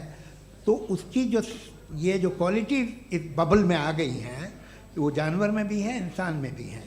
تو ظاہر ہے کہ اسے کوئی تکلیف پہنچے گی, تو چونکہ اس کے پاس وہ سینسٹیوٹی ہے تو میں کرے گا. پتھر میں وہ سینسٹیوٹی نہیں ہے. تو یہ کیا سوال ہوا کہ اگر پتھر کو کاٹا تو پتھر کو تکلیف نہیں ہوتی, تو آپ کو کاٹے تو آپ کو کیوں تکلیف ہو؟ بیٹھ جائیے. جی ہاں اگلا سوال. ہاں پوچھے. جی جاوید اختر صاحب, अरे भैया सब आप लोग मुफ्ती साहब को छोड़ रहे हैं, तो मेरे ही पीछे पड़े हैं क्या किस्सा? चलो बोलो भाई. You asked how God can exist when children die in Gaza. हाँ? You asked how God can exist when children die in Gaza, and you also mentioned the rise of atheism in Europe. But the same events also are leading many atheists and non-believers to turn towards faith. How do you interpret this contradiction, where suffering pushes some away from God, yet brings others closer to belief? देखिए, आपको एक बात बताऊं, दुनिया perfect तो कहीं भी नहीं है, हर जगह कुछ खामियां हैं. बेटा एक मिनट, मैं आप ही को कहेंगे, देखो वो तो कुछ खामियां, कमज़ोरियां, खराबियां सब जगह है. लेकिन अगर देखोगे ईमानदारी से कि दुनिया सबसे ज़्यादा महज़ब कहाँ है, एक आम शहरी को कहाँ हुकूक हासिल हैं, वो बोल सकता है, अपनी मर्ज़ी से काम कर सकता है, अपनी मर्ज़ी से राय दे सकता है, हुकूमत के ख़िलाफ़ बोल सकता है, बरसरे इक़्तिदार लोगों के बारे में बोल सकता है, सरमायादारों के ख़िलाफ़ बोल सकता है. तो आपको ये स्कैंडिनेवियन कंट्रीज़ में मिलेगा, वेस्टर्न यूरोप में मिलेगा. मैं नहीं कह रहा वो परफेक्ट है, बिल्कुल नहीं, वहाँ बहुत ख़राबियाँ भी हैं, परफेक्ट तो कोई. लेकिन जिन जिन मुल्कों में, लैटिन अमेरिका देखो, गल्फ़ देखो, वहाँ पर आपको ये ज़रूर है कि रेप नहीं होते होंगे. रेप की ज़रूरत क्या है भाई? उसको तो ख़रीद लो, घर में रखो, सड़क पर रेप करने की क्या ज़रूरत है? मगर सुनिए सुनिए सुनिए, मगर हकीकत ये है कि वहाँ शख्सी आज़ादी राय देने की, बोलने की नहीं है. जी, ये एक आखिरी सवाल मुफ्ती साहब से. हाँ मैम, इनको माइक दीजिए. शुक्रिया. मेरा नाम मनीषा है, मैं हरियाणा से आई हूँ. मैं मुफ्ती साहब से एक बात पूछना चाहती हूँ. आप बार बार जावेद साहब को कॉन्ट्राडिक्ट तो कर रहे हैं कि आपने ये कहा, लेकिन आप भी अजम्पशंस के बेसिस पे बात कर रहे हैं. आपने खुदा के होने का कौन सा प्रूफ पेश किया है, खुदा की एग्जिस्टेंस का? अब इस सवाल को अलग रहने दीजिए, कौन एथीस्ट है कौन नहीं है. और दूसरी बात जो आपने एक छोटी सी कही थी कि ये फ्री विल का इस्तेमाल करता है इंसान अपनी, लेकिन इस फ्री विल का इस्तेमाल में मतलब खुदा ने ये दे दी सबको ये इजाज़त कि वो कितना घिनौनापन और कितने ज़्यादा ख़राब से ख़राब तरीके इस्तेमाल कर सकता है. जवाब सुनते जी. आप फ्री विल को मानती है ना, या अब कहती है कि फ्री विल नहीं है ना? मानती है ना? तो अब आपके पास इसका कोई एक्सप्लेनेशन नहीं है कि अगर एक इंसान उस फ्री विल का इस्तेमाल करके गलत काम कर रहा है और बच के अच्छी ज़िंदगी गुजार के निकल जा रहा है, उसका कोई रिकम्पेंस नहीं है. हमारे वर्ल्ड व्यू में जो इंसान गलत काम कर रहा है उसको भी रिकम्पेंस यानी उसका बुरा बदला मिलना है, और जो सही काम कर रहा है उसको सही बदला मिलना है. लिहाजा जो फ्री विल है वो इस तरीके से है कि एक लिमिटेड टाइम तक खुदा ने मोहलत दी है. ऐसा नहीं कि छूट दे दी, जो करना है करते रहो हमेशा. वक्त आएगा जब एग्जाम का टाइम खत्म होगा तब रिजल्ट आएगा. दौराने एग्जाम जबरदस्ती आपको नहीं बताया जाएगा. अरे भाई एक सेकंड, जी सवाल मुफ्ती साहब से मेरा, मुफ्ती साहब से जी.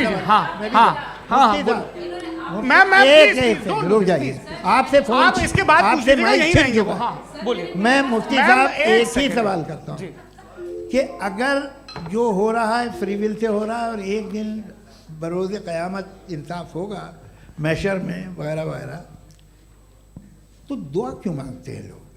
दुआ मांगते हैं इसके मतलब है अभी भी उसने ये डिपार्टमेंट रखा है कि मैं रोज़मर्रा की ज़िंदगी में बिल्कुल बिल्कुल ही कैन. तो तुम कैन हो, तुम मुझे नौकरी दिला देते हो, मेरे बेटे को ग्रीन कार्ड दिला देते हो, और 45,000 बच्चे मरते उन्हें रोकते नहीं हो. नहीं तो क्या आप ये कह रहे हैं कि इस दुनिया में जालिमों को कभी पकड़ ही नहीं होती है? अरे जो भी पकड़ होगी वो बच्चे रोते हैं. बिल्कुल. देखिए मैंने अपने ओपनिंग स्टेटमेंट में यही कहा था कि जनाब जावेद साहब सिर्फ इमोशनल आर्गुमेंट देंगे. This is an emotional argument. ये छोटे मोटे इसके पीछे का रीजन मैंने बताया क्या है, इसके पीछे का विजडम क्या है मैंने बताया. मंच से आप लोगों को सज्जनों इसलिए कह रहा हूं ताकि थोड़ा सा आपके कॉन्शियंस पे जोर रहे कि आपको ऑर्डर बचा के रखना है. वक्त तय हुआ था, ये वक्त पूरा हुआ, आपने इतने धैर्यपूर्वक सुना. मैं आप सबका बहुत बहुत शुक्रगुजार हूं. यदि इन दोनों विद्वानों की इच्छा होगी तो कभी हम इस बातचीत का राउंड 2, राउंड 3, यही तो देखिए खूबी है इंसान की कि बहस मुबाहसे में वो पड़ा रहता है. आप लोगों ने बड़े धैर्य का परिचय दिया, बहुत बहुत शुक्रिया. इसी के साथ ये बातचीत यहाँ पे समाप्त होती है. आप लोगों को मैं एक बात बता दूं, ये सारी बहस हो गई. अब मुफ्ती साहब और बड़े मुफ्ती साहब इन साथ के साथ मैं खाना खाने वाला हूँ.